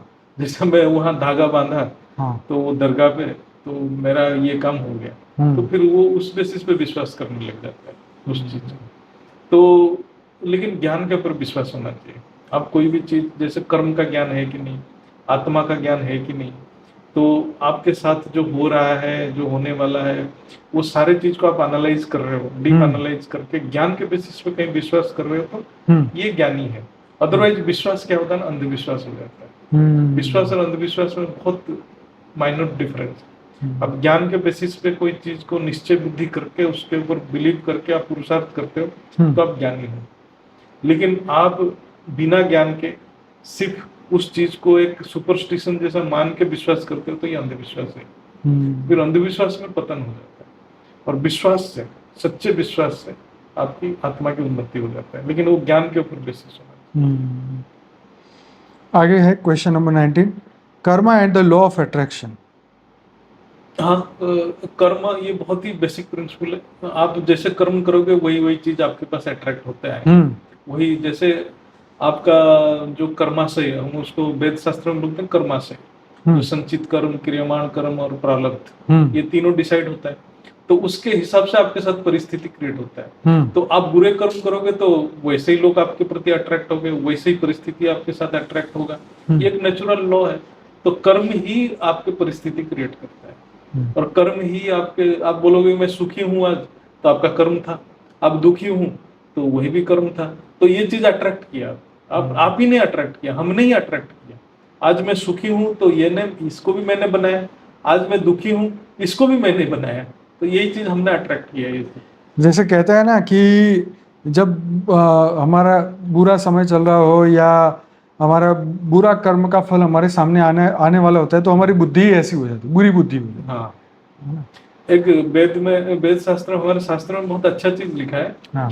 कि जिस मोमेंट में आत्मा परमात्मा की उपलब्धि कर लेता है, साक्षात्कार कर लेता है, बोलते हैं कि उसी मोमेंट में उसका सारे कर्म कट जाता है। ओह वाह। हाँ, ये है। अच्छा। और लेटेस्ट एक किसी बंदे ने, कोई आत्मा ने पुरुषार्थ करके परमात्मा का साक्षात्कार कर लिया है। हाँ। और फिर भी वो शरीर लेके है, तो उसको सिर्फ प्रारब्ध भोगना पड़ता है। अच्छा। बाकी संचित कट जाता है और सारे कुछ कट जाता है। जब तक जिंदा है तो उसको प्रारब्ध भोगना पड़ता है। प्रारब्ध मतलब जैसे पकड़ लो, कोई आत्मा जब जन्म से ही लंगड़ा है, ठीक है, लेकिन वो लंगड़ा जो है उसको वो भुगतना पड़ेगा, क्योंकि वो उसके साथ आया है जन्म के साथ। लेकिन वो उसको ज्ञानी हो जाता है धीरे धीरे, और फिर परमात्मा की साक्षात्कार भी कर लेता है अपने, फिर उसके सारे विकार खत्म हो जाता है, तो उसकी संचित वंचित कट जाता है। लेकिन जब तक रहेगा लंगड़ापन तो रहेगा, तो प्रारब्ध रहेगा। ये तो बात बहुत प्रैक्टिकल है, एकदम प्रैक्टिकल। ये बात कई बार हम ध्यान में ऐसे सोचते हैं एज ए ज्ञानी कि यार फलानी व्यक्ति मतलब इतना ज्ञानी है, इतना योगी है, लेकिन शरीर तो जो दुख है वो तो है, शरीर का दुख तो है, पास्ट है ना, पास्ट तो प्रारब्ध है, वो मैच्योर हो गया, मैच्योर फिक्स डिपॉजिट मैच्योर हो गया, अभी रिवर्ट नहीं होता। नेचुरल लॉ है, कभी भी उसमें लॉ को वायलेट नहीं होता कभी। तो प्रारब्ध रहता है। बट लेटेस्ट एक उसमें भी बहुत पावरफुल आत्मा है और संकल्प करता है कि मैं प्रारब्ध को भी काट के मैं शरीर छोड़ दूं, फिर जा भी सकता है, जा भी सकता है। वो तो जब आत्मा में शक्ति आ जाएगी तो वो संकल्प करेगा कि भाई मुझे इससे छूटना है, तो शरीर छूटेगा और आत्मा। जिसको परमात्मा की साक्षात्कार हो जाता है ज्ञान से, और ज्ञान से अनुभूति कर लेता है डायरेक्ट, मतलब इसमें अनुभूति कर लिया, वो उसका संचित वंचित सारे पाप तो कट जाता है, और चाहे संकल्प करके शरीर भी छोड़ेगा तो प्रारब्ध भी छोड़ के जा सकता है, उसके लिए कोई बाइंडिंग नहीं। जैसे परीक्षित था, हाँ, सांप काटने वाला था, लेकिन उसने ज्ञान सुनने के साथ ही उसका मोक्ष हो गया, और सांप काटे उससे पहले ही वो निकल चुके थे उसमें से तो body में से। इसलिए जो पर आया तो सही ना सांप काटने, ऐसा तो नहीं कि ज्ञान देखा तो कि हाँ, नहीं, भाग्य प्रारब्ध पास तो है, प्रारब्ध प्राप्ता है। बट उससे वो मुक्ति मिल जाएगी, मुक्ति मिल गई उसको उसका रास्ता परमात्मा बहुत फिर। दयालु, हाँ, परमात्मा वो निकाल लेते हैं उसको। वो मतलब फ्यूचर में वो जैसे दुख में कोई नहीं आत्मा आएगा। है, उसको ज्ञान प्राप्ति हो गया, साक्षात्कार भी हो गया, प्रारब्ध है, थोड़ा उसको कष्ट है, लेकिन वो फिर भी चाहता है कि मैं कुछ दिन रह के लोगों की कल्याण करूं, तो वो रहेगा और वो प्रारब्ध के साथ ही रहेगा, कोई रिएक्शन नहीं करेगा, कल्याण करके जाएगा। और कोई आत्मा बोला नहीं मैं बहुत हो गया, निकलना है, फिर वो निकल भी सकता है। इसलिए मैं कई लोगों को देखा है जिनको ज्ञान के सेल अंदर नहीं है, ज्ञान की जागृति नहीं है, लेकिन वो चाहते हैं कि मैं मरने से पहले अच्छा काम करके जाऊं। हाँ, कुछ लोग डिसाइड करते कुछ हैं लोग कि डिसाइड मैं और कहीं भी कर भी लेते हैं। जैसे मेरे साथ कुछ भी हो जाए, हाँ। मैं इसको भुगतूंगा, लेकिन एटलीस्ट लोगों के पास ये संदेश हाँ, पहुंचा के हाँ। जाऊंगा।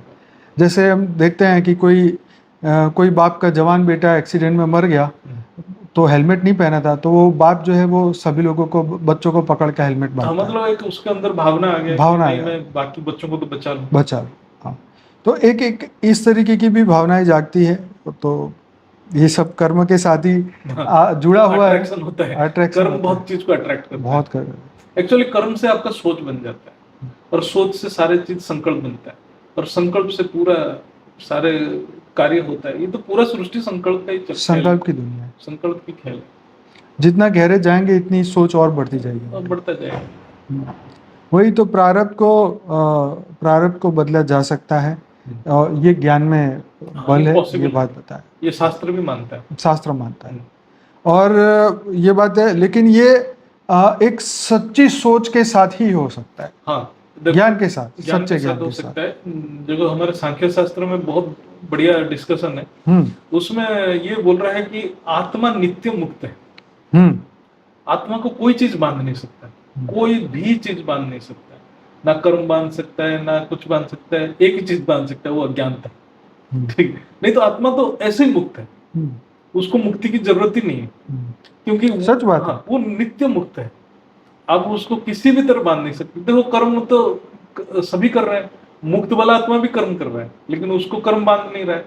लेकिन बाकी आत्मा बंधायमान है, इसलिए है कि वो अज्ञानता है। हमारी अज्ञानता ही डिसाइड करती है कि मैं बंधन में हो कि मुक्त में। भगवान तो तुमने पहले ही बोला कि तू तो ब्रह्म स्वरूप है। हाँ, तू काहे का बंधा है? वो मुक्त है, तू तो मुक्त है। फ्री है, उसको फ्री विल दिया है। जो हमारी गलत सोच ने हमें बांध के रखा है। नहीं, हमारा क्या है कि हमें खुद मानते हैं बंधन में। हाँ। मुझे यहाँ रहने का पसंद है, मैं खुद ही मानता हूँ, तो हाँ। मैं बंधन में बराबर है ना। तो आत्मा नित्य, मतलब हमारी चॉइस है। चॉइस है। हाँ। आपने बंधन में खुद आए, मतलब कोई भी, हम भी कोई भी, बंधन में आए, हर तो खुद मनुष्य। आए।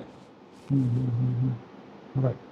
The meaning of suffering and how to find peace and meaning in difficult time. हाँ, ये भी ज्ञान से ही होगा। तो सफरिंग का कारण क्या है, जैसे हमारा कारण निवारण कारण। सफरिंग में शांति कैसे मिले? तो सफरिंग में एक्चुअली क्या है कि सफरिंग में शांति ज्ञान से ही सच्ची सोच से मिलेगा ना कि चलो एक कट गया, कट गया। ये भी कर्म सफरिंग में तो लोग इरिटेट हो जाते हैं। हाँ, जो मतलब जैसे ज्यादा सफरिंग होता है, तो वो भी परमात्मा का चिंतन कर नहीं पाता है। तो जनरली इसीलिए हमारे शास्त्र में भी लिखा है कि आप अपना जीवन को भी सही रखो, नहीं तो परमात्मा का भी आप साधना नहीं कर पाओगे। क्योंकि आपकी फोकस सिर्फ, जैसे कोई बंदा को खाना नहीं मिल रहा है, वो खाने के लिए इतना स्ट्रगल कर रहा है, तो वो भगवान के बारे में क्या सोचेगा, है ना। तो इसलिए सफर। पर भक्त तो बोलता है ना कि भगवान मुझे तो दुखी देता कि मैं तुम्हें ही याद करूं। मतलब, सोच है ना अपनी। हाँ, वो भी अच्छा एक लॉजिक है कि आप परमात्मा की ओर कैसे जाएं, है ना। तो इसलिए जो है सफरिंग का कारण ज्ञान से जानो कि मेरा ही कर्म है, मुझे सफरिंग दे रहा है, और अपने आप को स्ट्रॉन्ग करना पड़ेगा विल पावर से, जो मतलब आत्मबल से, जो उसको स्ट्रॉन्ग ही करना ही पड़ेगा, और कोई ऑप्शन नहीं। और रेडीमेड स्थूल से तो कुछ मिलेगा नहीं। हाँ। जो स्थूल साधन से। तो यही बुरे समय के अंदर ये सफरिंग में से शांति तुम्हें ढूंढनी हो, तो पहले तो आपको ये समझना चाहिए कि है जब अपने कर्म पे तुम्हें विश्वास ना हो, तो फिर गॉड विल, हाँ, ऊपर वाले की इच्छा गॉड विल, गॉड तो कभी किसी का करता नहीं है, पर फिर भी अपने आप को शांति देने के लिए हम कहते हैं ना दूसरे को, अरे जो भगवान की इच्छा हुई भक्ति छोड़ना मार्ग भाई। में बोलते हैं भगवान परीक्षा ले रहे हैं। हाँ हाँ, तो ये सोचने के बाद तुम्हें शांति मिलेगी, शांति चलो मिलेगी। ठीक है यार, जब उसकी इच्छा अब हुई तो कुछ क्या भी कर कहो, सकता है इंसान। एक चीज में देखा कि हाँ। आप कितने भी परिस्थिति खराब हो, कुछ भी हो, जब आपके बिलीफ परमात्मा के ऊपर रहता है, हाँ। थोड़ा शांति तो मिलता है। 100% मिलता है। इसलिए जो नास्तिक बहुत कष्ट में रहता है, और बिल्कुल आस्तिक जो है बिल्कुल। उसको कितना भी खराब परिस्थिति में निकल जाता है। एक ही बिलीफ में परमात्मा को जो मानता है, परमात्मा के प्रति श्रद्धा होने के बाद ही तो बचे। एक्चुअली वो ना जाने परमात्मा कौन है, ना जाने, ना जाने। किसी इष्ट को माने, किसी गुरु को माने। एक्चुअली इसलिए भगवत गीता में बोलते हैं कि तुम किसी को भी करो, फाइनली मेरा शक्ति जाता ही है वहां पर। हाँ, तुम किसी को भी नमस्कार करोगे तो मेरे पास ही आने वाला है। आएगा। तो इसलिए वो चाहे किसी इष्ट को माने, वो इष्ट कहीं मतलब नॉर्मल देवी हाँ, देवता देवी भी हो, देवता भी। लेकिन वो उसकी जो इतना बिलीव रहता है ना, परमात्मा का शक्ति आ जाता है। शक्ति है। तो इसलिए परमात्मा की जो ऊपर जिसकी आस्था है, किसी इष्ट गुरु के ऊपर, वो किसी भी प्रॉब्लम को, परिस्थिति को सहन कर लेता है। उसमें बहुत शक्ति आ जाती है। और एक हमें जैसे गाड़ी में, हाँ, गाड़ी में देखो 4 टायरों में हमें स्पेयर व्हील तो एक ही है, हो सकता है चारों में पंक्चर पड़े तो एक व्हील क्या करेगा, लेकिन फिर भी एक मन में रहता है कि स्पेयर व्हील तो है ना, कहीं ना कहीं तो एक ऐसा है। क्या एक बहुत बढ़िया श्लोक है भगवत गीता में, योगाक्षेमम महाम्यम। हाँ, मतलब गारंटी है, जो अल्टीमेट गारंटी, सारे गारंटी फेल हो गया, लेकिन वो एक गारंटी रहता है कि जब परमात्मा का गारंटी, वो तो हर जगह हर स्थान पे अल्टीमेट में वो है ही है, जिसका ये विश्वास है नहीं वो मेरे को तो बचा लेगा, वो तो मेरे को बचाएगा। आप देखिए वो जो आखिरी उड़ान मूवी आप उस दिन बता रहे थे, जिसने बिलीव था वो बच गया, निकल गया, लेकिन वो पादरी नहीं निकल पाया। हाँ, पादरी नहीं निकल पाया। वो पढ़ाता तो था लेकिन अंदर से बिलीव नहीं था। बिलीव नहीं।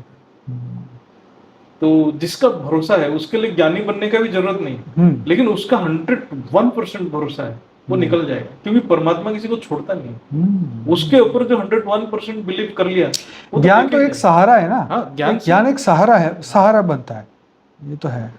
लेकिन ज्ञान होने के बाद भी अगर तुम्हारे विश्वास ना हो, फेथ ना हो, तो क्या में आके आपको क्या है कि डायरेक्ट कनेक्शन हो जाता है। आप वहां पर बहुत सारे इनडायरेक्टली कनेक्टेड रहते हो, जो करंट फ्लो करते करते ना, ये डीबी से, ये तार से होके आपके पास पहुंच जाता है। यहाँ पर क्या है कि आप डायरेक्ट कनेक्शन, डायरेक्ट पहुंच जाएंगे। ज्ञानी के पास पावर है कि वो कनेक्शन कर सकता है एनी टाइम, और साथ में विश्वास की शक्ति तो चाहिए ही चाहिए। जब तक स्थूल जीवन में हो, विश्वास तो रखना पड़ेगा। विश्वास तो रखना पड़ेगा। आगे क्वेश्चन है 20 number, what is the purpose of life according to various spiritual traditions? What is the purpose of life, purpose of life क्या है according to various spiritual tradition? Actually spiritual tradition मतलब आध्यात्मिक प्रैक्टिसेस के बारे में बता रहा है। हाँ, कि पर्पस क्या है, सबके तो अपने पर्पस बताए हैं। हाँ, तो रिलीजन बोलता था, हर रिलीजन में अपना अपना पर्पस है। जैसे हमारे हिंदू रिलीजन में मानते हैं कि कर्म का सिद्धांत मानते हैं, लेकिन दूसरे क्रिश्चियनिटी और मुस्लिम में वो तो एक ही जन्म मानते हैं, वो तो मान्यता ही नहीं है ना। हमारा यहाँ जन्म है। एक जगह पे लिखा था कि 72 नूर वालों का ही तो प्रॉब्लम है। मतलब उनका कॉन्सेप्ट क्या है कि वहां भी भोग करना है, यहाँ भी भोग करना है, भोग उनका कॉन्सेप्ट है। हाँ, मतलब भोग उनका concept। क्योंकि देखो मतलब आप उस चीज को आप ऑब्जर्व, अगर हम अपनी बात करें, सनातन में भी तो बोलते हैं कि स्वर्ग का सुख पाओगे, सुख का मतलब हमारा क्या है कि हर वक्त भोग का लालच रहता है, लालच। हाँ, मतलब धरती के ऊपर रहेंगे भी तो यहाँ ये त्याग करोगे तो ऊपर मिलेगा, ऊपर वो मिलेगा। मतलब ऐसे इफ एंड बट्स, ज्ञान की कॉन्सेप्ट नहीं है। ज्ञान का कॉन्सेप्ट नहीं है कि मैं कौन हूँ, वो कोई जानना नहीं चाहता है। मेरा पर्पस क्या है, वो कोई जानना नहीं चाहता, लेकिन हमें भोग चाहिए, मजा चाहिए। देखो नचिकेता 11 साल का लड़का बोलता है तुम जो मर्जी भोग साधन दो, मुझे नहीं चाहिए, मुझे तो सत्य बताओ। तो वो सिर्फ मृत्यु के परे क्या है, सनातन धर्म में है। बाकी तो भोग के पीछे पड़े रहते हैं, और भोग के पीछे पड़ने से तो कर्म बंधन आएगा ही आएगा। तो भोग कितने दिन चलेगा? भोग एक्चुअली क्या है कि आपको सचमुच में सोचा जाए ना, ज्ञान भी एक आनंद देता है। जब उस लेवल इंटरनल परम आनंद, जब आत्मा उस लेवल पे जाएगा ना, वो भी बहुत मजा आता है। लेकिन उस लेवल पे जाना पड़ेगा, लेवल पे जाना पड़ेगा, बहुत सही जाके वो वो भी मजा लेगा। लेकिन जैसे चींटी है, चींटी भी बोल रहा है मैं भोग कर रहा हूँ, एक टुकड़ा वही चीनी का दाना लेके भागती है स्टोर करने के लिए। तो वो भी भोग में पड़ा। अब बेचारे की चेतना का स्तर ही इतना है कि मेरे को एक दाना मिल जाए तो एक मेरा दाना काम हो से जाए। भोग चल रहा है। ऐसे ही कुत्ता एक टुकड़ा लेके भोग भाग कर रहा रहा है, है। सही बात। तो ऐसा ही है, जिसका जो स्टेज में है उस लेवल का है मतलब तुम किस लेवल पे हो और तुम क्या किसका भोग करना चाहते हैं। मतलब तुमने भोग को या योग को या किसको तुमने समझा है? अच्छा, अब सूक्ष्म भोग भी करते हैं लोग, जैसे सूक्ष्म में कुछ दृश्य देखा, उसमें उलझ जाते हैं, हाँ, तो उसमें भी वो भोग करते हैं, वो बार बार वो दृश्य को देखना चाहते बार बार देखना हैं। बोलते चाहते हैं। नहीं मुझे वो लाइट में ये डांस देखना चाहिए, लाइट में वो देखना चाहिए, वो मैं भी स्वर्ग भोग। देखूं, मैं हाँ, ये देखूं, हाँ, मैं वो पहाड़ भी एक नदियां भोग है, देखूं। वो जान नहीं पाते हैं, वो मन का खेल है। जितना भी दृश्य है, चाहे सूक्ष्म हो चाहे स्थूल हो, ये सारे मन का खेल है। लेकिन वो जब ज्ञानी है तो ज्ञान फिर उसको देखेगा मैं क्यों देख रहा हूँ, इससे मेरा पर्पस क्या है, उसके अंदर क्या ज्ञान है, जब वो एनालाइज करेगा फिर वो दृश्य भी निकल जाएगा। तो इसीलिए वो जो सेल्फ रियलाइजेशन जो है, वो सिर्फ अपने आप को देखना, खुद को जानने से खुदा को जानना। जैसे उस दिन भी आपका ही था योग सेशन में, आप बता रहे थे हम जो अपने बुद्धि से अपने अंदर जो संकल्प डालते हैं, फिर जो योग करते हैं, हम क्या कर रहे हैं असल में, हम ये जो जितने प्रैक्टिस कर रहे हैं, बाप का रूप धारण करना प्रैक्टिस कर रहे हैं, हम सूक्ष्म में अपने शरीर को तैयार कर रहे हैं, अपने जो दिव्य शरीर को हम संकल्प द्वारा तैयार कर रहे हैं, जो अंत में जब हम लोग जो निकलेंगे उसकी अंतवाग शरीर से, अंतवाग से उसको तैयारी हो रही है, अपने सोच से वो बनता है। वही तो some believe that the purpose of life is to attain enlightenment, liberation, right? तो लिबरेशन भी एक मतलब एक इल्यूजन टाइप का है। क्या हाँ। लिबरेशन, कहाँ से आप लिबरेट होना चाहते हाँ, हैं? सनातन धर्म में तो इसकी व्याख्या बताई है गहराई से कि कौन सा लिबरेशन, कैसा सेल्वेशन। हाँ, Others suggest that the purpose of life is to serve others, to improve the world, or to fulfill divine mission. तो सेवा के लिए भी कुछ आते हैं, सेवा करते हैं।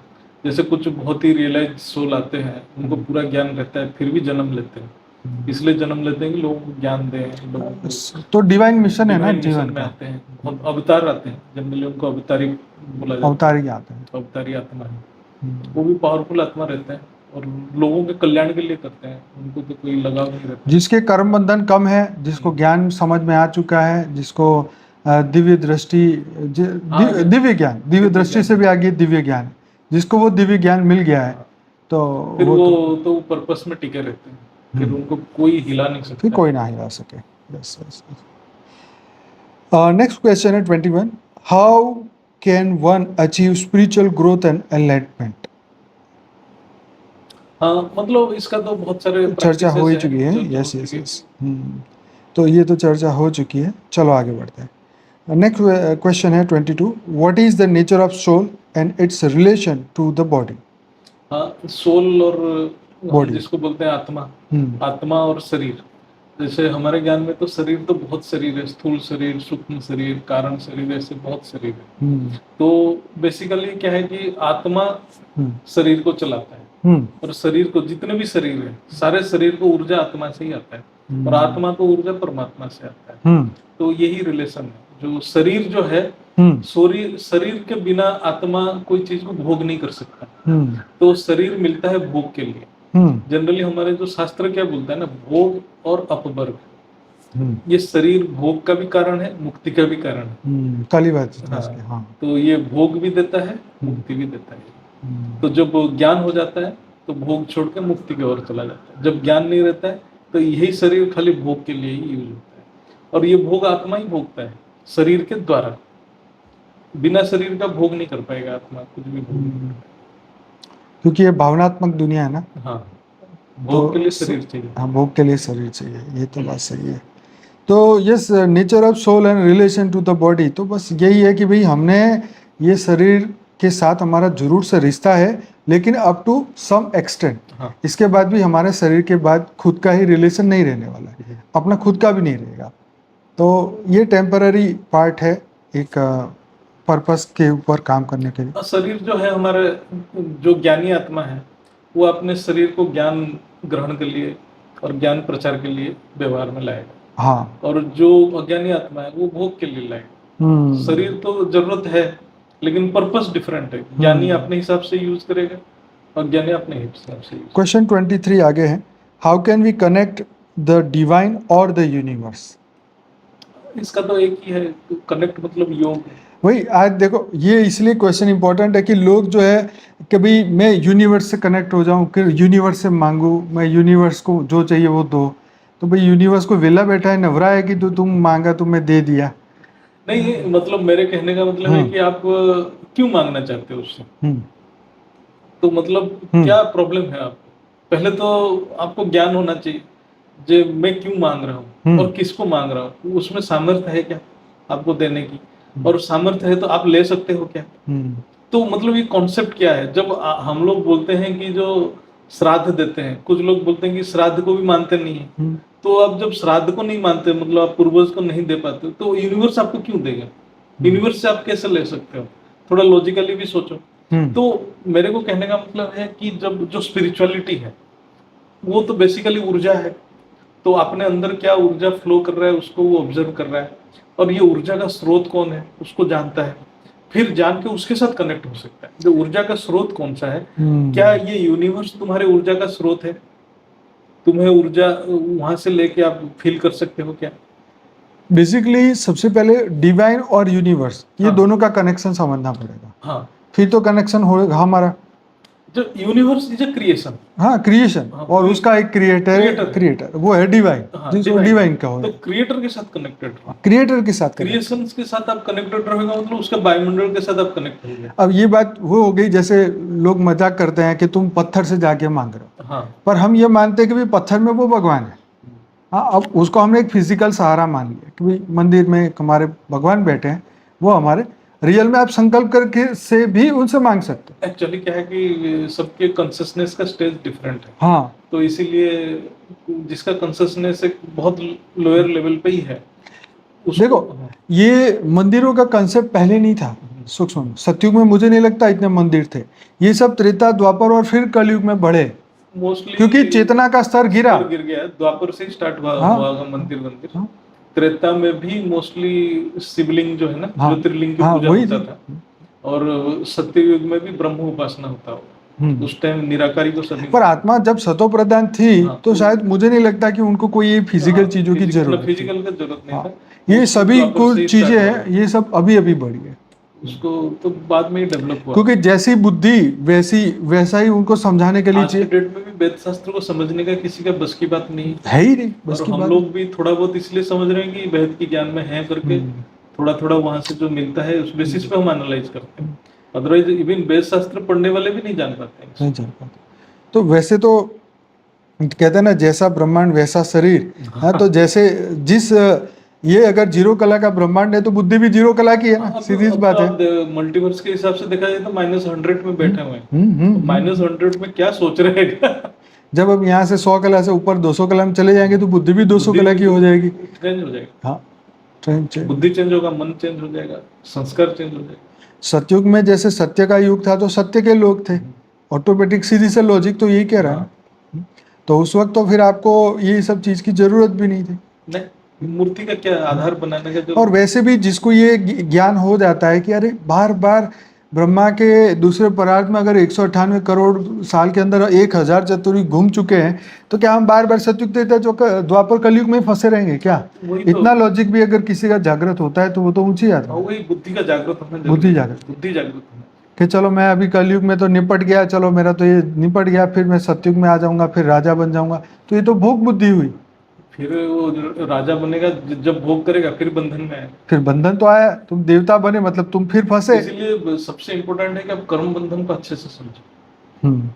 मतलब ये समझना बहुत जरूरी है, सुख भी बंधन है, दुख भी बंधन है। बिल्कुल है। अब जब सुख की कामना कर रहे हो तो बंधन की कामना आप कर रहे हो, ऑब्वियसली। फिर आपके सुख में शरीर उसी हिसाब से बनना शुरू हो जाता है। आपके संकल्प आपके शरीर का निर्धारण करता है। जो सोच है उसी हिसाब से शरीर बन जाता है। तो जैसे उसने बोला कि मेरे को सुख भोगना है, राजा का भोग भोगना है, वो शरीर क्रिएट हो गया, फिर आप जा नहीं पाओगे, आप ऑलरेडी बंधन में आ गए। इसलिए ज्ञान में हर वक्त की बीज रूप स्थिति में निसंकल्प बीज रूप स्थित। और परम शांति संकल्प भी वो है ओरिजिनल संकल्प, उसमें कोई शरीर नहीं बनता, वो परम प्रकाश की संकल्प। इसलिए उसको बार बार करते हुए आपके ये जो शरीर डिलीट हो जाता है, सारे जो सूक्ष्म शरीर कारण शरीर धीरे धीरे निकल जाता है, धीरे धीरे खत्म हो जाता है। बराबर, बहुत इम्पोर्टेंट बात। तो अब कितना हुआ? 1:24। ओके। तो आगे हमारा नेक्स्ट क्वेश्चन है, what role does meditation and mindfulness play in spiritual development? मन को नियंत्रित करने के लिए मेडिटेशन और माइंडफुलनेस में। माइंडफुलनेस बेसिकली मन को नियंत्रण करने का तरीका है। ये एक टाइप का ये भी कर सकते हैं आप, जो क्या बोलते हैं वो हठ योग भी है। ओके। हठ योग टाइप का ये माइंडफुलनेस, मतलब आप मन को जबरन भी बिठा के रख सकते हो कि नहीं मैं बैठूंगा, तो ये है माइंडफुलनेस एक टाइप। और एक कुछ लोग बोलते हैं कि मतलब वही मैं उस टाइम बता रहा था ना कि आप प्रेजेंट में रहो, जो कर रहे हो वो कॉन्शियसली करो, अनकॉन्शियसली मत करो। खाना खा रहे हो तो कॉन्शियसली खाओ, पढ़ रहे हो तो कॉन्शियसली पढ़ो, मतलब ऑफिस में काम कर रहे हो तो कॉन्शियसली काम करो। तो ये एक है उस टाइप का माइंडफुलनेस। और मेडिटेशन का एक्चुअली बहुत गहरा अर्थ हो जाता है। मेडिटेशन का हिंदी ट्रांसलेशन मेरे को कुछ मिला नहीं। कुछ जगह पे मेडिटेशन का ध्यान अर्थ लेते हैं, और ध्यान का आप अर्थ लोगे तो कंसंट्रेशन भी है उसका अर्थ। तो मेडिटेशन का जैसे हमारे योग शास्त्र में जो है, योग शास्त्र में योग की बात है, समाधि की बात है, लेकिन मेडिटेशन का हम लेटेस्ट लेते हैं कि समाधि। देन समाधि तो बहुत लास्ट स्टेज है। मतलब समाधि में कोई, मतलब आज के समय में समाधि कोई हिमालय में बैठा होगा समाधि में। एक्चुअली समाधि का हम अर्थ सचमुच में लिया जाए, समाधि मतलब समाप्ति। बहुत मस्त। ठीक है, समाधि मतलब समाप्ति, समाप्त हो गया। ठीक है, क्या है इधर से कोई लेना देना, मन की समाप्ति। हाँ, मन की समाप्ति। तो तुम सब पहुंच गए समाधि। समाधि हो गया। तो फिर वो कोई कर्म भरम कुछ बचा नहीं उसका, फिर वो जो हम नया वो बनाएगा नहीं। हाँ, नया बनाएगा नहीं, समाप्त ज्ञानी हो है गया तो उसका, समाधि खत्म। तो मेडिटेशन का मीनिंग समाधि तो नहीं होगा मेरे को तो लगता है। मेडिटेशन मतलब कंसंट्रेशन हो सकता है, ध्यान और योग, शॉर्ट में कहें तो ध्यान और योग का कॉम्बिनेशन, वही मेडिटेशन है, कहते ऐसे ही हैं। होगा मेडिटेशन। Yes yes yes. चलिए आगे बढ़ते हैं। Question number 25, what is the concept of karma and how does it influence our lives? ये तो हमारे कर्मा जी का इतना बढ़िया ये तो आप पूरा वीडियो देखना चाहिए कि भी मन वचन कर्म से बनता रहता है हमारा शरीर, ये संरचना। भाग्य का बहुत बढ़िया वीडियो। तो कर्म का जो बंधन है वो समझेगा मनुष्य, हाँ। और तभी उसका इन्फ्लुएंस हमारे कर्म का थ्योरी समझना फर्स्ट स्टेज है बहुत। जब तक आत्मा कर्म का थ्योरी नहीं समझते तो आत्मा क्या जानेगा नहीं। आत्मा तक पहुंचेगा ही नहीं, चाहे वेद शास्त्र हो, चाहे हमारा ज्ञान हो, चाहे किसी भी ज्ञान हो। पहले तो कर्म की थ्योरी सभी पढ़ाते हैं। बिल्कुल। जब तक कर्म का थ्योरी नहीं जाना तो वो टेररिस्ट बन जाएगा। अजीब अजीब सा धारणाएं लेके भाई, जिससे मुझे फायदा होगा, जिससे मुझे नुकसान होगा, तुम्हें वही नहीं पता। हाँ, क्या मेरा फायदा है, क्या मेरा नुकसान है, मेरा बंधन का कारण क्या है, हाँ वो जानना पड़ेगा ना। कारण जानोगे तो निवारण करोगे, यही तो बंधन है। यही तो बंधन है, यही बांध रहा है। तो अज्ञान ही तो बंधन है। वो बेसिक ही नहीं जानेगा तो क्या करेगा। इसलिए कर्म का थ्योरी तो बहुत इंपॉर्टेंट है। तो इसलिए तो भाई आपको पूरा वीडियो देखना पड़ेगा। ठीक है जी। चलो question number 26, how can we find inner peace and contentment? हाँ, ये जो कंटेंटमेंट का तो हम जैसे उसका हिंदी में ले तो क्या बोले, निश्चिंत भी नहीं, कंटेंटमेंट मतलब कंटेंटमेंट मतलब हमें सुख, मतलब एक टाइप का हमें कोई विचलित नहीं हो रहा है, हमें जो मिल रहा है उसमें हम संतुष्ट शांति और संतुष्टि। इनर पीस और कंटेंटमेंट तभी मिलेगा जो हमारा ईश्वरोपनिषद में है ना, इसका जो मेरे को जो प्राप्ति हुआ वो ईश्वर की देन है, उसी से मेरे को सुखी रहना है, मेरे को दूसरे का कुछ देखना ही नहीं है। अच्छा। जिसको जो मिला है वो उसका कर्म है, मेरे को जो मिला मेरा कर्म है। तो ये जो जब उसको पता चल जाएगा, कर्म का थ्योरी जानेगा, आत्मा का ज्ञान जानेगा कि मैं आत्मा का कैसे जर्नी हुआ है, हमारे सारे वीडियो है, तो वो कभी कंपैरिजन नहीं करेगा किसी के साथ। सारे असंतुष्टि कंपैरिजन से, कंपैरिजन से। जो वो उसके पास ये है, मेरे पास ये क्यों नहीं, वो उसका शरीर इतना अच्छा है, मेरा क्यों नहीं। वो कंटेंटमेंट मतलब वो सब डिसकंटेंट, मतलब जो कंपैरिजन खत्म तो आपका असंतुष्टि खत्म। और कंपैरिजन कब खत्म होगा? जब आपको कर्म का सिद्धांत पता चल जाएगा, आत्मा का ज्ञान पता चल जाएगा, तब आप अपने आप में ही खुशी महसूस करो। यस, आपने लिखा है इनर पीस अर्थात परम शांति। यस, कंटेंटमेंट अर्थात संतोष। यह तब मिलता है जब ज्ञान द्वारा हमारे अंदर सारे प्रश्न का समाधान मिलता है और अपने कर्म को करते उसका जो योग द्वारा हम अपने कर्म बंधन को काटते हैं और आत्मा का मूल संस्कारों को जागृत करते हैं, तब इनर पीस और कंटेंटमेंट। वही Yes. बात तो सही है, क्योंकि जब तक हम अपने अंदर से एक रिवर्स प्रोसेस चालू नहीं करेंगे वापिस बैक टू द सोर्स के, हाँ, तब तक तो इनर पीस और परम शांति तो आपको रिटर्न जर्नी स्टार्ट करना पड़ेगा। जी, ये बिल्कुल सही है। तो आगे है question number 27, what is the role of faith in spiritual practice. ये तो आई थिंक आ चुका है। यस, उसमें एक और सब क्वेश्चन है कि the nature of consciousness and its relationship to spirituality, ये भी हम आ चुके हैं। हाँ, उसके बाद the existence of God and higher power, वे भी आ चुका है। The meaning and purpose of life, ये भी आ चुका है। The role of meditation and mindfulness spirituality, वे भी आ चुका है। The connection between the religion and spirituality, ये भी आ चुका है। Concept of karma and effect of life, वो भी आ चुका है। काफ़ी तो ऑलमोस्ट हो चुका है। The relation between science and spirituality, ये थोड़ा इम्पोर्टेंट है। हाँ जी, स्पिरिचुअलिटी जी, क्योंकि अभी देखो बहुत सारे युग आता है, चतुर्युग आता है, तो हर युग में डिफरेंट डिफरेंट डेवलपमेंट होता है। तो कलयुग में सबसे बड़ा डेवलपमेंट साइंस ही है। आप द्वापर युग में जाओगे तो जितना भी डेवलपमेंट हो रहा था सब मंत्र शक्ति था। ओके। तो उस टाइम में आप देखेंगे कृपाचार्य हो, द्रोणाचार्य हो, जितने बड़े बड़े योद्धा थे मंत्र शक्ति से लड़ाई करते थे। ओके। उनके पास मंत्र शक्ति से दैवी शक्ति, जो देवता की शक्ति था। अर्जुन के पास इंद्र का शक्ति था, कर्ण के पास सूर्य का शक्ति था। तो द्वापर युग में वो मंत्र का शक्ति था। फिर त्रेता में भी कुछ आत्मा का शक्ति होगा, जो क्या नाम, रावण के पास कितने सारे दिव्य शक्तियां थे। तो वो विज्ञान नहीं था, विज्ञान अभी डेवलप हुआ।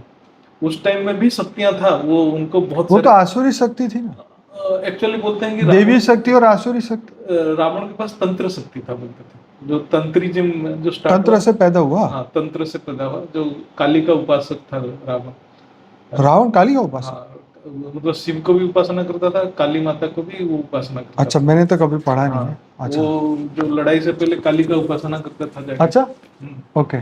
तो वो सब तंत्र मंत्र सब वहीं से स्टार्ट हो गया था। अच्छा, जैसे सतयुग में जैसे प्योरिटी था, तो मेरे को लग रहा है उस टाइम सभी ब्रह्म उपासना करते होंगे। तो ब्रह्म, और धीरे धीरे डिग्रेड हुआ लोगों के अंदर, तो ये तंत्र उपासना, फिर मंत्र उपासना, ये सब करते करते अभी जो है विज्ञान का जो टाइम है। तो विज्ञान उस टाइम में भी स्पिरिचुअलिटी था, द्वापर में भी था, त्रेता में भी था, लेकिन वो मंत्र शक्ति के साथ वो सारे चलता था। लेकिन अभी विज्ञान है, तो हमें जो स्पिरिचुअलिटी को विज्ञान के साथ टैली करके चलना पड़ेगा। तो इसलिए बापूजी जो ज्ञान दे रहे हैं वो टैली कर करके दे रहे हैं, टैली करके।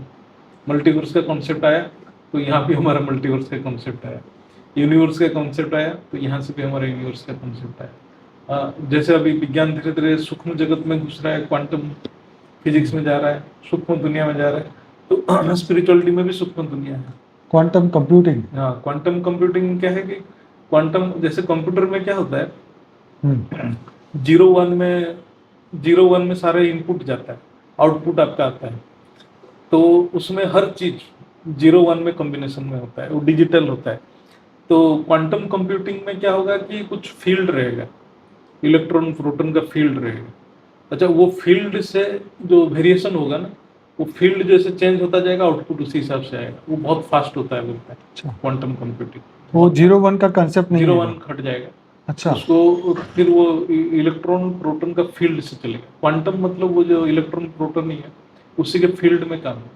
ओके अभी तक क्वांटम कंप्यूटिंग सक्सेस नहीं हुआ है। मतलब अभी उसके ऊपर रिसर्च चल रहा है, अभी सक्सेस नहीं है।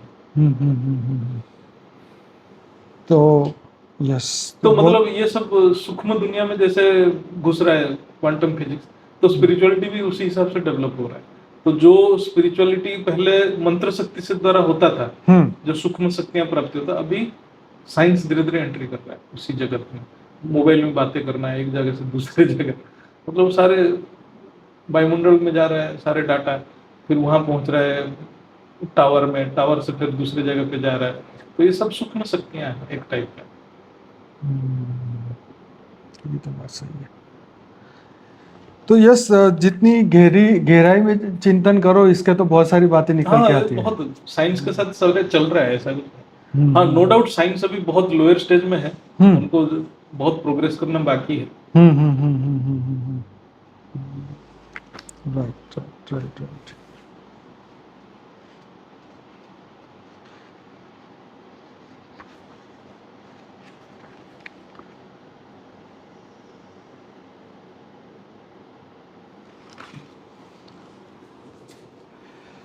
तो इसी के साथ इस प्रोग्राम को यहीं समाप्त करते हैं। आशा रखता हूँ ये प्रोग्राम आपको बहुत अच्छा लगा होगा। अगर अच्छा लगा है तो ज़रूर से हमारे चैनल को सब्सक्राइब करिए, लाइक करिए, कमेंट करिए, शेयर करिए। हमारी मेन चैनल है बापूजी दशरथ भाई पटेल, जहाँ पे करीबन 4.5 लाख सब्सक्राइबर है, और वहाँ पर डेली मैं रात को 10 से 11 लाइव मेडिटेशन कराता हूँ, और करीबन 960 एपिसोड हो चुके हैं। तो ज़रूर से हमारे साथ जुड़िए। अगर लाइव मेडिटेशन मॉर्निंग में करना चाहते हैं तो परम शांति मोटिवेशन एंड मेडिटेशन की चैनल को सब्सक्राइब करिए। सुबह 5:30 से 6:30 बजे लाइव मेडिटेशन कर सकते हैं। ज्योति प्रकाश भाई के बहुत सारे वीडियोस हमारे बापूजी दशरथ भाई पटेल की चैनल पे हैं, आप उनका पूरा प्लेलिस्ट देख सकते हैं। और ऐसे ही बहुत सारी अध्यात्म के प्रति जानकारी प्राप्त करने के लिए, बापूजी के डीप वीडियोस, बेहद के ज्ञान को समझाने के लिए बापूजी ने फॉर द बिगिनर्स का प्लेलिस्ट बनाया है। और उसके अंदर 22 से 23 वीडियोस है, और अनस्पोकन ट्रूथ बाय बापूजी का प्लेलिस्ट है, वो आप पूरा देखिए। इंटरव्यू विद बापूजी का प्लेलिस्ट है, पूरा देखिए। और लाइफ इन मल्टीवर्स की हमारी एक बुक है जो कि 12 भाषा में आ चुकी है, और अगर आप अभी डाउनलोड करना चाहते हैं paramshanti.org की हमारी वेबसाइट में जाइए और वहीं से डाउनलोड करिए, हिंदी और इंग्लिश में। तो ऐसी बहुत सारी बुक्स फ्री अवेलेबल है, जरूर से पढ़िए, सुनिए, शेयर करिए और लोगों तक पहुंचाइए। हमारा पर्पस है परम शांति दुनिया तक पहुंचाना, अपने आप को जानना और विश्व का कल्याण करना। तो ज्योति प्रकाश भाई, आपका बहुत बहुत धन्यवाद। बेहद की परम। तो बने रहिए हमारे साथ और जुड़िए डेली लाइव मेडिटेशन में। परम शांति। परम शांति। बेहद की परम शांति सोचो, बोलो परम शांति। Join us daily for live meditation, 10 p.m. to 11 p.m. on YouTube Live. Subscribe now. Website www.paramshanti.org. Email us anant@paramshanti.org. Like, share, subscribe. Join today. बेहद की परम शांति सो